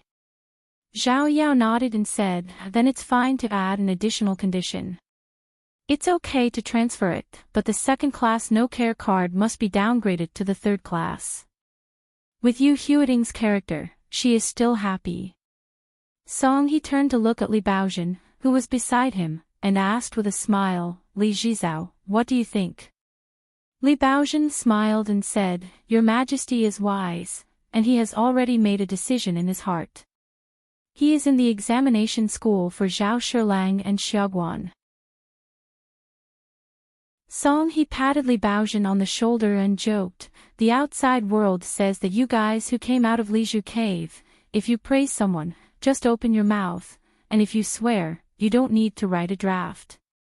Xiao Yao said, "In this matter, our Foolish Street and Taoya Alley are far less powerful than other places in the town, and in our hometown, it seems that men are always inferior to women, and Granny Ma in Xinghua Alley, the widow of the Gu family in Mud Ping Lane, Li Huai's mother in the westernmost part of the town, and Huang Ernyang, who sells wine, a few of them are recognized as first-class masters. An invincible hand." Li Baozhen nodded with a smile. Song he asked curiously, "Then what would happen if they fought against each other?" Xiao Yao said, "It is not easy to learn from each other among the top experts." Li Baozhen echoed, "Each one has its own territory. If you meet and squint, it is probably a trick. Ordinary people can't understand the knowledge here." After a moment of silence, the three almost uttered two words in unison, "No wonder. No wonder that guy in Mud Bottle Alley is so outstanding and famous in foreign countries. The folk customs of that small town are simple, and now it is as famous as the night banquet of Wei Shanjun of Beiyue." In the carriage, while His Majesty the Emperor was not present, Yu sneaked out a pot of Changchun Palace Immortal Brew and started drinking it. Empress Yu Mian didn't stop her. Yu wiped the corners of her mouth. Empress, I'm going to see Lord Ingguan soon. I'm extremely nervous. I have to take 2 sips to suppress my shock." According to the family hierarchy on the family tree, the girl was actually the elder of Queen Yu Mian, and Yu Mian had to call Yu a little aunt. Yu Mian asked with a soft smile, "Are you so afraid of Mr. Qin?" "The last time I accompanied His Majesty the Emperor to the wedding banquet in the capital, Yu Mian had met Chen Pingan. In my impression, he was a scholar with a strong character. To say that the immortal spirit of a person who cultivated Taoism on the mountain was not serious." Yu leaned against the wall of the car, hiccups happily, and blew a prank on the Empress. "The word men is missing. It's not that I am afraid of him alone, all of us are all over the place. I'm afraid, anyway, if everyone loses face together, then no one will lose face." Yu Mian waved his hand to dispel the smell of alcohol, and then lifted the curtain to ventilate, so as to avoid the smell of alcohol in the carriage after His Majesty boarded the car. "If there is no righteousness, how can I marry someone in the future?" Yu imitated the tone of that young hidden official, and sighed, "The matter of urging marriage is not pleasing. Besides, I'm the elder of the family, the Empress, you are no big or small." Yu Mian couldn't help laughing, and patted the girl's head. Yu shouted arrogantly, turned her head, hummed, and punched the Empress. Song he smiled and said, "Baozhen, when you return home this time, remember to take the time to meet Jian Feng. He is a kiln inspector in Yizhou, and it has not been a day or 2 since he arrived in Huaiwan County. Entering, it is not a problem. Okay, you stay, and Xiao Yao and I will continue on our way." Jian Feng is the son of an aristocratic family in the capital. He succeeded Chao Gingxin as the inspector of the 4th grade. As a result, when he arrived in the small town, he hit a wall and stepped on a lot of soft nails. The situation was not much better than that of Wu Yuan, the first county magistrate of the small town. Go! Jian Feng was still high-spirited, and he looked down on the idler Chao Jiugui from the bottom of his heart. In fact, in the eyes of discerning people in the center of the Dali Temple, he was far less heavy-hearted than Chao Gingxin. The Emperor Song he did not care about Jian Feng's actions in the supervision department over the years. Very satisfied, but he couldn't personally teach Jian Feng how to be an official. It just so happened that Li Baozhen was going back to his hometown, so he just let the 2 confidants chat a few words of confidence. "You can find Li Baozhen directly." Li Baozhen bowed his body and clasped his fists, stopped in place, and left silently. When Li Baozhen quietly traveled far away in the wind, Xiao Yao retracted his gaze and said softly, "Zhu Lu, assistant officer of the weaving bureau, she disappeared halfway. Song He rubbed his brows and said, "It's useless to investigate things that can make the old coachman vague. Since the other party is very likely to be a monk of the 14th realm, he is destined not to hide things like this in the Confucian temple. There is only that one." Zhao Yao nodded and said, "If it's him, it makes sense. It makes sense that Zhu Lu came from the Li family on Fulu Street and was taken away by Lu Qin." Song He walked slowly, with beautiful scenery, and smiled. Peach blossoms and plum blossoms share apricot blossoms, and pieces fly down to wild people. Zhao Yao smiled and said, "What are the savages in the mountains? The urn is full of freshly brewed Yangchun wine." Song He suddenly asked, "The news of my coming here cannot be concealed from Pai Yunshan. Zhao Yao, do you think Wei Shanjun will notify Mr. Qin?" Zhao Yao said, "It's hard to say.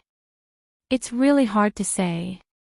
It's not the answer, yes or not, why it's hard to say, but Zhao Yao's identity, which makes it difficult for him to answer this question." The emperor smiled, but did not embarrass Zhao Shilang. From the village entrance, an old man from the village was chasing piglets. Probably because of seeing Song He and Zhao Yao walking in the middle of the road, the piglets began to screeching everywhere. Song He rubbed his hands and rolled up with his sleeves down. He bowed his head and tried to help stop Piggy, who was running all over the road. Zhao Yao followed suit. He opened his arms and followed His Majesty the Emperor to block the road. In the end, the old man felt that he was doing a disservice and endured it. "I still can't hold back. Stop it so blindly. Don't talk about running into the fields. The little pigs are about to run into the river, then you will lose money."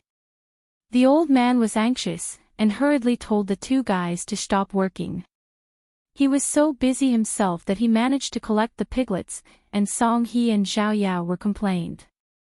Song He hurriedly shook his hands a few times, and apologized to the old peasant in Big Li Yayan. The old peasant's face improved, and after muttering a few words, His Majesty the Emperor turned his head to look at the Minister of Punishment.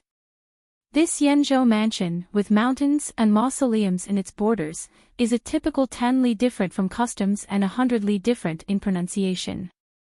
Fortunately, the old farmer who chased the pigs and the young servant Lang, one understood but could not speak Mandarin, and the other knew local dialect but could not said. It did not delay the communication between the two sides. After going back and forth, the three of them started chatting, and there was a group of stinky piglets at their feet. When His Majesty the Emperor caught up with the motorcade and entered the carriage, Yu had already given up the space. Yu Mian was a little surprised. Song He explained it to her, and laughed heartily to herself, in a good mood. The Fuqing of Muzhou Prefecture is also the seat of Yunzhou Prefecture.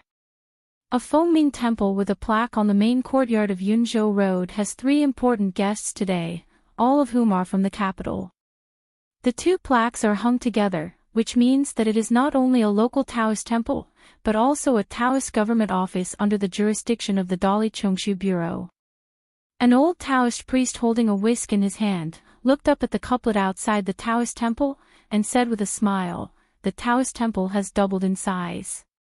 It's just the content of the couplet. The momentum is more than a loss for us." A handsome-looking young Taoist teased, Hong Daojing, who is also the Daojing Academy, "This kind of door-to-door view is unacceptable."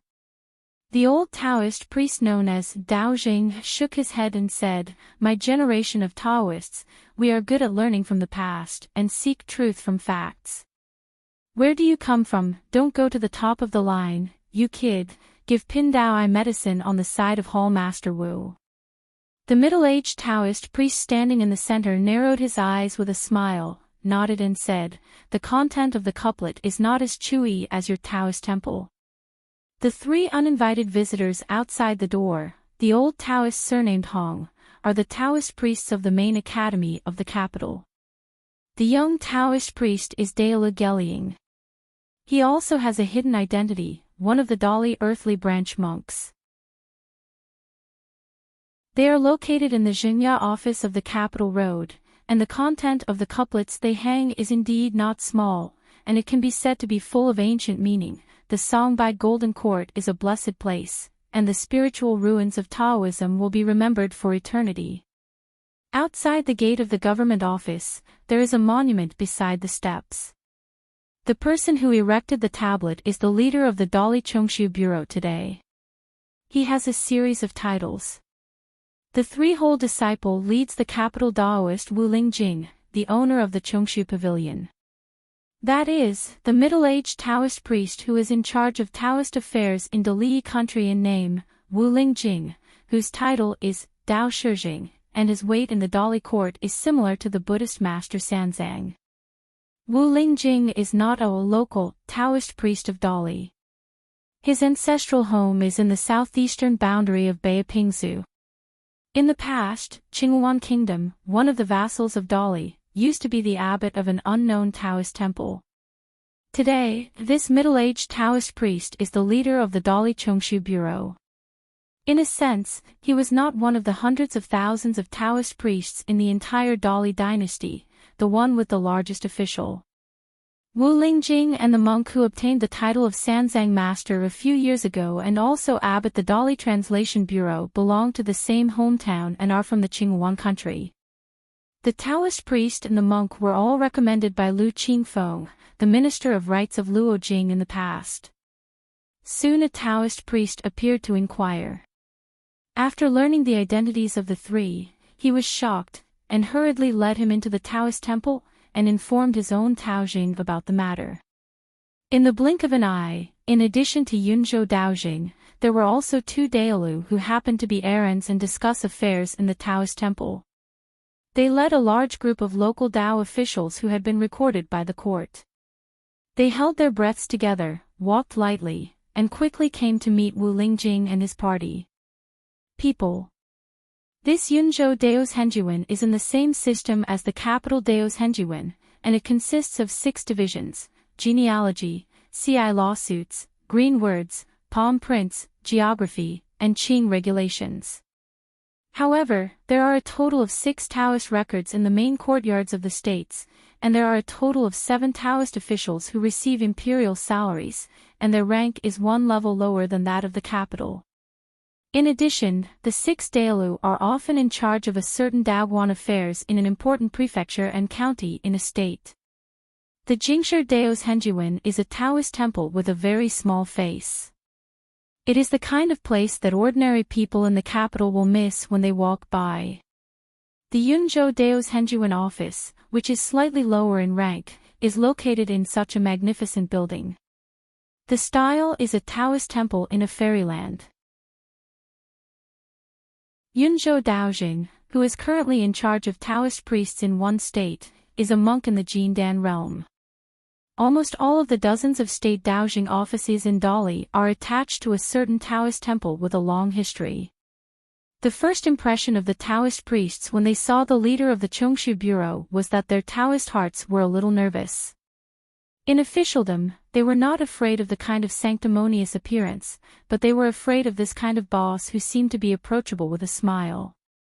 Wu Lingjing didn't take it seriously. Yunzhou Daojing said to lead them to visit the Taoist temple first, then follow the tour, and then drink tea, just drink tea. Being so easy to talk made the headmaster Daojing and the 2 Daolu feel nervous, guessing that Wu Lingjing, the Dao Shijing who was in charge of the promotion of Taoist priests in a country, came here without saying hello this time, and he didn't know why. This middle-aged Taoist priest who habitually squinted to see people and things, went up the mountain to practice very late, and he did not have a few years of Dao age. When he was a common man before, Wu Lingjing was a veritable bookworm. He liked to read at night with the lights on. In addition, he read a lot in those years, so he accidentally hurt his eyes, so that his vision was blurred when he looked at everything, so he habitually squinted. Wu Lingjing's habit, after cultivating the Tao, has not been able to change. After going back and forth, rumors are spread, and the owner of the Chongshu Bureau, Wu, has the nickname of the Smiling Tiger in the capital. It is said that it was first spread from the alleys of the Yiyun Tower, and it is also said that it was given by the old Shangshu of the Zhao family in Tianshui. Wu Lingjing was also quite helpless about this. He didn't expect that he was just out of curiosity and fascination. He went to the alley, but was unable to enter. He was stopped at the alley and chatted with the old Yuaning Lu Jia after a few words, and then with the young man who was often struck by lightning when he went out. He kindly gave some guidance on his practice, and in the end he got such a nickname for nothing. As for Wu Lingjing's trip to Beijing this time, he was invited by Mr. Yuan from the Qin Tianjian, saying that he wanted to introduce a friend to him. The other party's identity was special and it was not suitable for him to appear in the capital of Dali. Wu Lingjing made an appointment with Mr. Yuan in Yunzhou. Lu Zijuan. Wu Lingjing was in a complicated mood. The name changed from Longzhou to Chuzhou stems from the theory of constellation separation. It was suggested by the Qin Tianjian in the capital. A series of brand new county government names, Xiandu Jinyun Wui Wenqing, etc., were also helped by this Mr. Yuan. And Yuan Tianfeng, who was in a certain place in Yenzhou Prefecture at the moment, suggested that an old Confucian scholar with no fame should donate money to build a Kuixing pavilion in the southeast corner of the Confucian temple in their county to gather purple energy. A young scholar beside Yuan Tianfeng was non-committal about this, as if to say that this was a good move, but it was still not the best. In a village school at the foot of the mountain, the teacher was teaching a class, and he talked to the children about the truth of the book, and then explained it to the children in a more easy-to-understand vernacular. Bringing off your achievements and showing off your articles are all based on external things. No matter how arrogant you are, you will still bow your head when you see people. You are kind, and even if you don't know a word, you are not afraid of ghosts in the middle of the night. The place is upright. Outside the school, a group of foreigners with unfamiliar faces came, standing under the eaves outside the window, and did not make a sound to disturb the teacher's lecture. In addition, there are two old masters who are teaching in Wuxi village. They heard the noise in the village and said that 3 carriages were coming, and they were very imposing. I was really curious about the identity of the foreigners, so I made an appointment to come here to find out.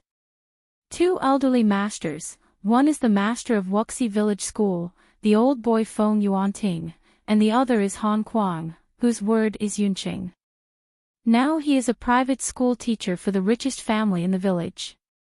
The old man has no fame, but he has taught several students who have passed the exam. After all, today's Dali dynasty, especially the Juran in the north, is really not ordinary gold. The 2 old masters whispered while looking at the group of people not far from the corner of their eyes. Lao Tongxing said in a low voice, "Brother Han, at first glance they are officials, right or not?" Han Yu had seen the big world, and nodded, "The official is not small." The old master then added a jargon, "Most of them are from an aristocratic family and have experience in the officialdom. Maybe in a few years, they will go to the 6 yamen in the capital to get an official position, or go to work in a large Jiangxi county, and at the same time have a Qingmei official position such as a test school clerk or a secretary for provincial test orthography." Feng Yuanting was stunned when he heard the words. Wouldn't it be the county magistrate who started in the future? The Dali dynasty was drawn on a line, just with Chuzhou as the boundary. The north of Chuzhou belonged to the Bosli, the south of Chuzhou and the north of Dadu belonged to the New Dali. Then, being an official in Yunzhou and the north is a bit higher than serving in the south, especially when the league accompanies the vassal states around the capital Luojing. It's just a break from get out of class, not school yet. Chen Pingan walked out of the school, smiled and bowed his hands. Song He's was said, Song He has met Mr. Chen. Song He. The 2 old masters were stunned for a moment when they heard the words, then they looked at each other and smiled. They both thought it was very interesting. Okay, why did the young man take such a name? It's a bit big. The content of the chapters in the web version is slow. Please download the latest content of the iRead app. Please exit the transcoding page. Please download the latest chapter of the iRead app. The new provides you with the fastest sword to update. The first 1041 chapters is a good name for free. Please remember this book's first domain name. Mobile version reading website, WAP.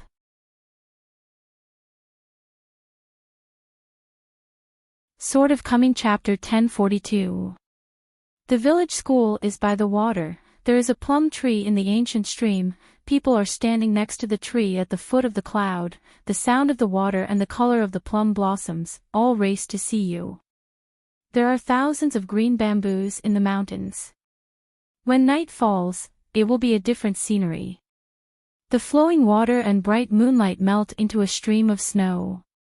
Under the eaves of the school, Yu Mian gave 1,000 blessings, and Yu didn't seem to get out of the way anymore.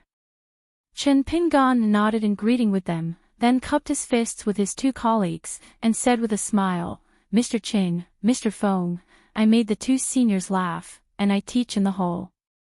If there is something wrong with this junior, I hope you can give me some advice." There were outsiders present, and the two masters nodded solemnly. After listening to the lecture for half an hour here, this old record is still the same as it is. He is young and has a big tone. Oh, a teacher who has never been gilded in the county school, dared to say anything about his achievements and show off his articles. In order to attract Meng Tong to earn a little more money, there are many tricks, and it is worthy to be an upright person. It seems that in order to be able to make a good impression in front of this group of foreigners, I really want to go out and don't have any shame. The governor of Yunzhou, Pei Tong, and the general of Yunzhou, Chu Liang, each saluted silently, and they did not rush to report their identities. The two frontier officials each had their own thoughts and what Pei Tong thought in his heart. The man in front of him was the close disciple of Wen Xing, the national teacher Cui Yu, and the younger brother of Mr. Qi from Shanaya Academy. The military general Chu Liang was thinking, the gentle and elegant teacher in front of him, with a blue shirt, long coat and cloth shoes, is really the last hidden official of the Great Wall of Sword Qi, the latest person to engrave the word Ping. Seeing that guy squinted at him with a half-smile, Xiao Yao was a little hopeless. You can talk to anyone, but you care about me, so you hold grudges like that? Didn't you just make a harmless joke when you were in the capital of Dali? Seeing that the other party didn't intend to let him go, Zhao Sherlang had to bite the bullet and softly called, "Little Master Uncle." Seeing that Chen Pingan showed a relieved look of, "The elders in the family see the future," Xiao Yao sighed, "You are of high seniority, so bear with you." During the quarter-hour break after class, the Mingtong children were a little restrained because there were such a large group of outsiders, and they were all rich. The children were not as noisy as usual, and they were timid. While pretending to flip through the book, they looked at the fresh scene outside the window. The boys paid more attention to the scar on Chu Liang's neck, while the girls secretly observed the clothes of the two women. Chen Pingan led everyone to the lobby of his residence to take a seat. An old table of the 8 immortals was bought with money from the villagers, and Zhao Shuxia was asked to make tea to entertain guests. After Chen Pingan introduced the identity of this disciple to Song He, apologetically, he said, "You guys came a little earlier, and it's not time to pick Mingqian tea. These are the grain rain teas from last year, and it will be a little bit." The master, Han Yu and Tong Xing, Feng Yuanting, were reluctant to leave too early, and just heard Qin Jis' active invitation. Ning Ji didn't dare to disturb the gentleman's hospitality, but just stood by the stone-carved sundial in the drying field. The two disciples, Zhao Shuxia is somewhat similar to the kind of disciples who are in need to serve them and accompany them. Ning Ji, however, is a serious student who has recently been transferred to a village school, just like Meng Tong. Chen Pingan beckoned to Ning Ji. Ning Ji trotted into the room. Chen Pingan said with a smile, "It's a student I just accepted, a Ning Ning, auspicious, it's a good name." Ning-ji smiled and bowed to everyone. Everyone in the room paid more attention to this dark boy named Ning-ji. Only Zhao Yu looked at Zhao Xuxia, who was taciturn but did not give off the impression of being withdrawn. Because there were two teachers from neighboring villages, the host and guest didn't talk much about business. Chen Pingan apologized after drinking a bowl of tea, and he had to go to class.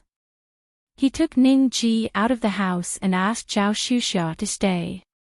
Chat with guests. After Chen Pingan left, Song He took the initiative to ask the two old masters about the school in Wuxi village.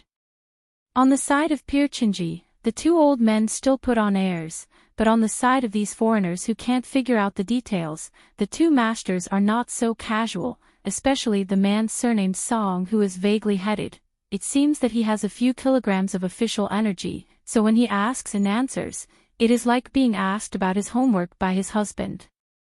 Yu Mian tugged at the corner of His Majesty's clothes under the table, and Song He stopped talking and turned to ask about gossip about farming time and local folklore. After the school was over today, the two old masters had already resigned and were far away from the school. Feng Yuanting tugged at the collar of his Confucian shirt, exhaled, and said tentatively, "The surname Song is not a clerk in the prefecture." "The official, right?" Han Yu pretended to be calm and smiled, and looked back at the direction of the school. It is hard to say how big an official is, but one thing is certain, this person must be from a noble family from the north. Feng Yuanting couldn't help but wonder how these children of aristocratic families knew Qin Ji. Han Yu thought for a moment, and said that the person might be a noble person with old traces. Feng Yuanting muttered, "Good boy, it's really lucky to step on shit." Chen Pingan was the host, so he naturally sat on the main seat facing the door. Song and Yu Mian sat on a bench, opposite Pei Tong, Chu Liang and Yu Yu. Zhao Xuxia and Ning Ji sat opposite their respective masters, and Zhao Shilang, who was the same generation as them, sat next to Zhao Xuxia, relatively close to Yu Yu on the other side of the table. After a few greetings, when it was time to eat, Chen Pingan asked with a smile, "Home-cooked food, are you used to eating it?" In the mountains and fields, the year-round hard work is inevitably spicy and salty. I have similar tastes, and it's nothing. Do as the locals do. If you're not used to it, there's nothing you can do. Here is Chen Pingan, an ordinary master, but he didn't plan to make an exception for this group of people and moved to Luopa Mountain to entertain guests. Song He Wen-yen immediately looked at the queen beside her. She nodded with a smile, and Song He said, "Yes, we are all fine." Chen Pingan stood up, "Then I'll cook a few small dishes myself. Maybe I'm not good at craftsmanship, please forgive me." Seeing this scene, Xiao Yao was a little settled. Chu Liang was a rude man and didn't think there was anything wrong. Pei Tong was a careful person, and noticed that Chen Pingan seemed to have changed a bit, and there was no such indifference that the two sides were doing business and seeing off guests after speaking. It didn't take long for Zhao Xuxia and Ning Ji, who helped out, to bring the dishes to the table. It's hard to say that they were full of color and flavor. Among them, several plates of seasonal vegetables looked light. Chen Pingan took off his apron in the kitchen. Ning Ji brought two kinds of wine, soil burning and glutinous rice. Yu Yu carefully looked at the face of the young hidden official. She said with her conscience that she would just drink some glutinous rice wine. Chen Pingan picked up the wine bowl and said with a smile, "It's all optional. I'll do one first." Song He also finished drinking a bowl of soil burnt, but his face flushed with choking, and he quickly turned his head to cover his mouth. Pei Tong and Chu Liang wanted to say something, but they still held back. For some reason, when they arrived at the school and met the teacher, they were like, leaving the country and officialdom of Dolly. Chen Pingan didn't say anything, and took the lead in picking up chopsticks and persuading everyone to eat. Song Hexient explained why he came here, so that Hsien Gaojiu and Yu Huiting could choose dishes out, so that Chen Pingan would not misunderstand them. Chen Pingan smiled, listened patiently, and nodded occasionally. Song he hesitated for a moment, but said straight to the point, "Mr. Chin, I took the liberty to come here this time, and I still want to persuade me. Those in the Dali dynasty who think they can't do it, and those who think they can't do it, are actually not okay." Therefore, when Chen Pingan went to the capital of Dali last time, in addition to solving the shards of the porcelain, he just wanted to see with his own eyes whether senior brother Cui had arranged a candidate for the next national teacher, such as Zhao Yao. After a meal of wine and dinner, it was the Queen Yu Mian who took the initiative to clean up the dishes, and Yu Yu, who felt that she had to act on the side of the young hermit. After the dinner table, Chen Pingan invited the emperor and the two local officials in charge of the military and political affairs of a prefecture, and of course, the nephew Zhao Yao, to sit in his study and chat with each other over tea. It was only after a chat that I learned that the grandfather and father of the prefect Pei Tong were originally from the Jingqing Old Shanaya Academy, where Qi Jingchun served as the mountain chief. Of course, it has now been changed to the Chunshan Academy sponsored by the government. Seeing that his colleague, Inspector Pei, was chatting and laughing with the young hidden official, Chu Liang was a little anxious, and after thinking about it, there was really nothing close to Chen Ping's. Yu Mian stood at the door of the side room, bent his fingers, and knocked gently on the door. Chen Pingan, who was sitting on the edge of the bed, turned his head and shouted with a smile, "Yu Yu, bring a bench in." Chen Pingan crossed Erlang's legs and hugged his knees with his hands. When he spoke, his feet were already on the ground. There were only 2 official hat seats in the house, and Chen Pingan and His Majesty the Emperor simply gave it to Pei Tong and Chu Liang, and the 2 of them sat on the edge of the bed.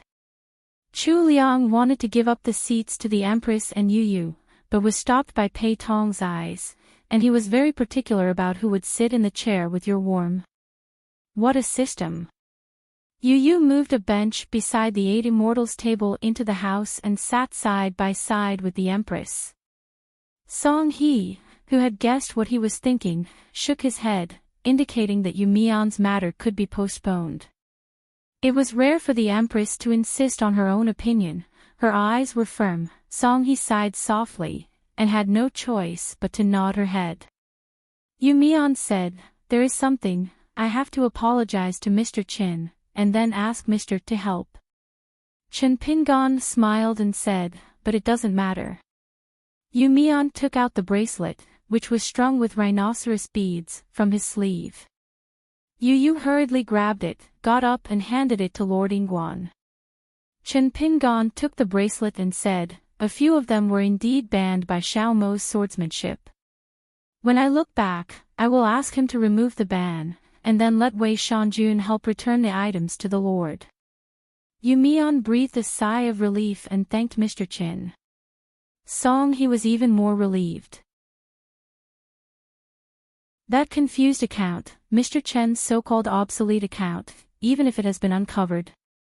Every family has a scripture that is difficult to read, and there are many things that are really difficult for an honest official to do housework. Even if he is the honor of the 95, the king of a country in the Dali dynasty, he is still the son of the Queen Mother Nanzhang after all. Since Chen Pingan mentioned Weibo, Song He took advantage of the situation to chat about the 5 mountains Fengjing. Chen Pingan didn't say more details, but Yu Yu laughed and joked, "Just look at Wei Shanjun's true face once, and you will understand why the men on the mountain like to look at the mirror." Pei Tong just pretended he didn't understand the banter of the Yu family girl. After all, the Empress was in the house. Chu Liang didn't have so many contortions, and grinned on the spot. Out of the corner of his eyes, he saw Pei Shishir sitting there looking at his nose, and heart, and he was a little embarrassed. The general hurriedly shifted his gaze a little. Seeing that the young hidden official and His Majesty the Emperor were laughing, Chu Liang giggled in a foolish way. They were all great gentlemen. Lord Chief Inspector, why are you pretending to be a gentleman here? Knife and pen officials don't care how big the official hat on the head is, it is not as refreshing as those who really use knives on horseback. Zhao Xuxia and Ning Ji were busy washing dishes and chopsticks in the kitchen. The boy lowered his voice and asked cautiously, Brother Zhao, those people. Zhao Xuxia smiled indifferently and said, You guessed right, it is His Majesty the Emperor and the Empress. As for the two officials beside them, they are probably Inspector Pei and General Chu from Yunzhou. The young man smiled and said, Senior Brother Zhao, does this mean that there is a great scholar in the book, and there is no white ding in the relationship? Zhao Xuxia laughed dumbly.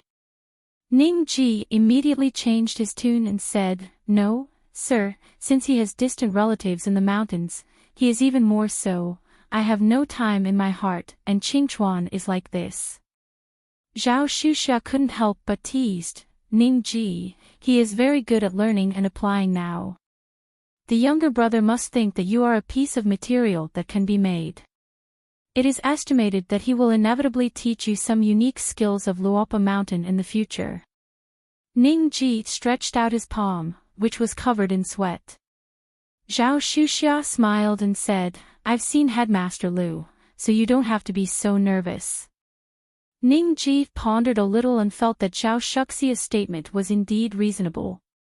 Ning Ji asked curiously, Senior Brother Cui is obviously Mr. S' first student, so why do you call him Junior Brother and Senior Sister Pei?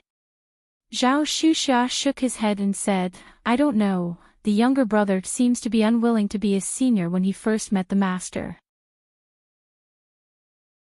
He insisted that Senior Sister Pei call him Junior Senior Sister, so he called Senior Sister Pei and Senior Sister Pei. The spring breeze is full of mountains and can't be closed. The sunset and the moon rise, birds fly on the eaves, clouds come out of the windows, and the wind passes for the king to make a sound of pine. In the lonely mountain, in the courtyard of the old cook, Xiago was sitting on the steps, watching Xiao Mo knitting a bamboo dustpan with Mr. Zhu.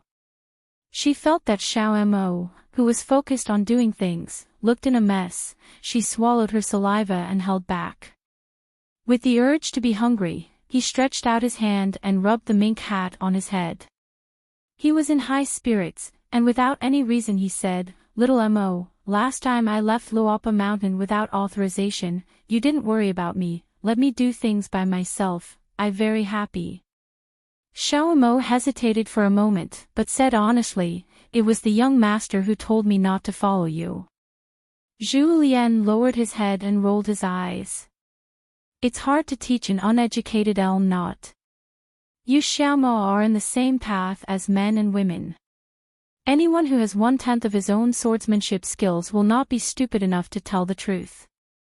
Xiago seemed to be still elated, his arms crossed his chest, raised his head high, and said loudly, I don't care about this, as long as you don't follow me, I'll be happy.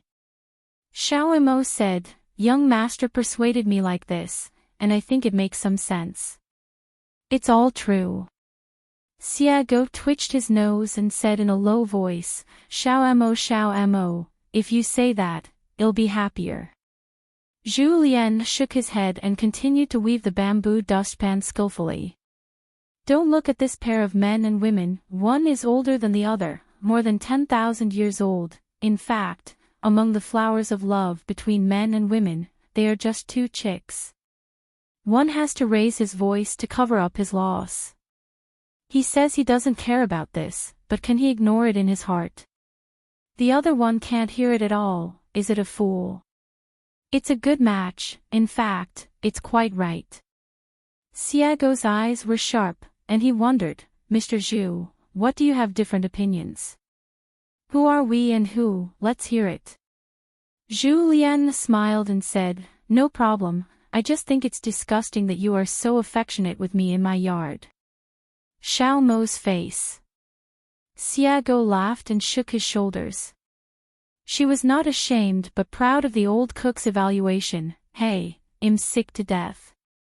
Zhu Lian didn't care about the sable-cap girl, but reminded Xiao Mo, you just look young, you are a lot of age, take it easy, don't let the old house catch fire. Xiao Mo became more and more embarrassed. What was this all about?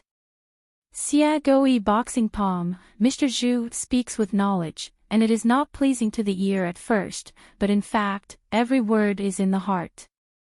Our family is a good place. The more I stay, the more comfortable I feel. I feel very comfortable every day. It's not that the family doesn't enter the house, and they don't leave. Xiago asked, Mr. Zhu, do you think I have a chance of winning a battle with that Chinjuliu? Zhu Lian asked back with a smile, are you working hard? Xiago grinned and said, the visitor is a guest, what are you trying to do? Just learn from each other. Zhu Lian said, there is no chance of winning. Xiago asked, how about desperately? Zhu Lian said, there is no chance of winning. Xiago's eyes resented, what nonsense. Zhu Lian smiled and said, you talk nonsense first. Xiago was not even angry, and nodded to himself, it seems that I have to practice swords well. First there was Lu Yan, whose Taoist name was Chunyang, and then there was the scholarly Shisheng, and now there was another Chinjuliu, who made a similar Buddhist vow to prove Taoism. Well, the masters of Confucianism, Buddhism and Taoism are all complete. Xiao Mo asked, Mr. Zhu, will your son serve as Dali's new national teacher? The movement of the Yenzhou prefecture in Yunzhou could not be concealed from Xiao Mo in Luopao mountain. Zhu Lian stopped his movements and thought for a while, yes. Xiao Mo wondered, why? Zhu Lian smiled and said, young master always likes to make things difficult for himself. Thank you dog for slandering endlessly, what kind of answer is this? Gao Jun walked alone to this point, hesitating for a while, but he still walked into the yard. He was familiar with the door and the road, so he picked a bamboo chair and sat not far from Zhu Lian. Zhu Lian greeted her with a smile and nodded, continuing the previous topic, if you want to be a good person, don't you just need to make yourself difficult all the time? Xiao Mo nodded and said, when you hear people's kindness, you raise your suspicions, and when you listen to people's evil, you believe them. This is full of murderous intentions. When such murderous intentions are combined, the good thoughts will retreat. That's why the goodness and the evil are not done, so it is so good and difficult. Zhu Lian nodded and said, it's easier to know than to do it. The difficulty is that if you really want to make a certain truth, you need to set up too many other truths next to it, and tear down many of the original truths. It's more difficult to go back and forth. Xiago hurriedly praised, Xiao Mo, you are indeed someone who has heard Buddha's teachings with your own ears. Xiao Mo said helplessly, it used to be only a passing year, but it never came to my heart. Looking back now, it's really a pity. Gao Jun's eyelids trembled. To say that the girl with the mink hat is very likely to be nonsense. But that Mr. Mo, who made an excellent impression on anyone, was never the kind of serious scholar who spoke big words. Then Zhu Lian asked a strange question, Xiao Mo, Miss Ya, Master Gao, do you like to study arithmetic? The sky and the earth were as white as a glass world, and when the person slowly got up, the two female masters among the 9 people had already been secretly hurt before they could make a move. Gao Jun grew up in the Hushan school listening to a lot of similar story, and most of the Jianghu women like her are like this, no exception. Within 100 years of Dingying becoming the world's #1 river and lake, I felt that what happened to Zhu Lian must be exaggerated, and some thought it was well deserved. There are different opinions, often quarreling over a character who has been away from the world for more than 100 years, women and men. Noisy, women will quarrel with women. Zhu Lian, who just lowered his head to weave baskets, suddenly raised his head and said with an angry smile, Xiao Mo, take care of your family, Miss Ya. Xiaomo was at a loss, and saw Xiago, who was the culprit, pretending to be an idiot, and seeing that Gao Jun again, she looked at Zhu Lian blankly, with a shocked look on her face, and even a bit frightened. Seeing that Xiago couldn't hide it from Xiaomo, he stretched out his hand to cover his mouth and asked for credit. Xiaomo, I saw Mr. Zhu's true appearance last time, but I won't be as rude as the headmaster Gao. Xiaomo smiled angrily. Don't withdraw the sword intent quickly. Xiago pouted and put away the sword intent that washed away Zhu Lian's face, covering his face like rain. Zhu Lian smiled and said, Sect Master Gao, during the first heavy snowfall in the capital of Nanyuan Kingdom this year, I will have a fight with my son. If Sect Master Gao is free, he can watch the battle from the sidelines. Gao Jun was speechless. Xiago coughed a few times and reminded, Headmaster Gao Master, wake up. Gao Jun stood up silently. She didn't say goodbye to Zhu Lian, she just left the yard. Xiago was still there and sighed to himself, if Luopa Mountain is willing to hold Jingwa Shuiyu, how much fairy money will be earned? Xiago asked softly, Little Mo, is there any female cultivator of the 14th realm who has a feud with Luopa Mountain? When the time comes, Mr. Zhu will be able to go into action. After a few points, once you reveal your face, you only need to stop there, and it is guaranteed that it will work better than anything else. Xiaomo glared at him and said, Mr. Zhu is generous, don't care about this kind of joke with you, you should also be more interesting, don't be too aggressive. Xiago sighed, and asked with a hippie smile, have you ever seen Mr. Zhu's face before, Shanju Qin? Zhu Lian smiled and shook his head. However, Xiaomo knew a secret story that Wei Shanjun heard, but he didn't reveal the truth on Xiago's side, lest she spread it out on the mountain. Xiago asked, why did you think of asking Qin Shanju about boxing? Zhu Lian said, for the young master, it may be just stretching the muscles and bones. For me, I have to go all out. Outside of my status, there are two types of boxing, and the jade of his mountain can attack the stone.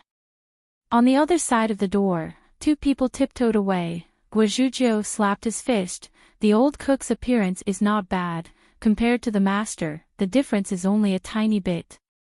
Pai Dian followed the white-haired boy next to the leader of the Guo Alliance with a big mouth. No matter how good the hidden official ancestor was, it would be a bit unconscionable to say that he could compete with the guy in the hospital in terms of appearance. Do not export. Dipped in the light, I accidentally saw the face of the old cook tonight, the white-haired boy waving his sleeves, TSK amazed. If the world talks about Taoism and asks boxing, it is better than the face. Don't say that self-proclaimed second, no one dares to call himself first. I am afraid that Zhu Lian calls himself first, and no one dares to call himself second. Gao Jun's mood was extremely complicated. When she walked to the door of her house, she still didn't push the door and walked all the way to Bayou Square at the top of Jisa Peak. It's not that she, a cultivator, would fall in love with Zhu Lian at first sight. She's just a man, and she is indeed too good-looking. It's not reasonable at all. She put away her many thoughts and gradually became clear about her Taoism. Gao Jun laughed.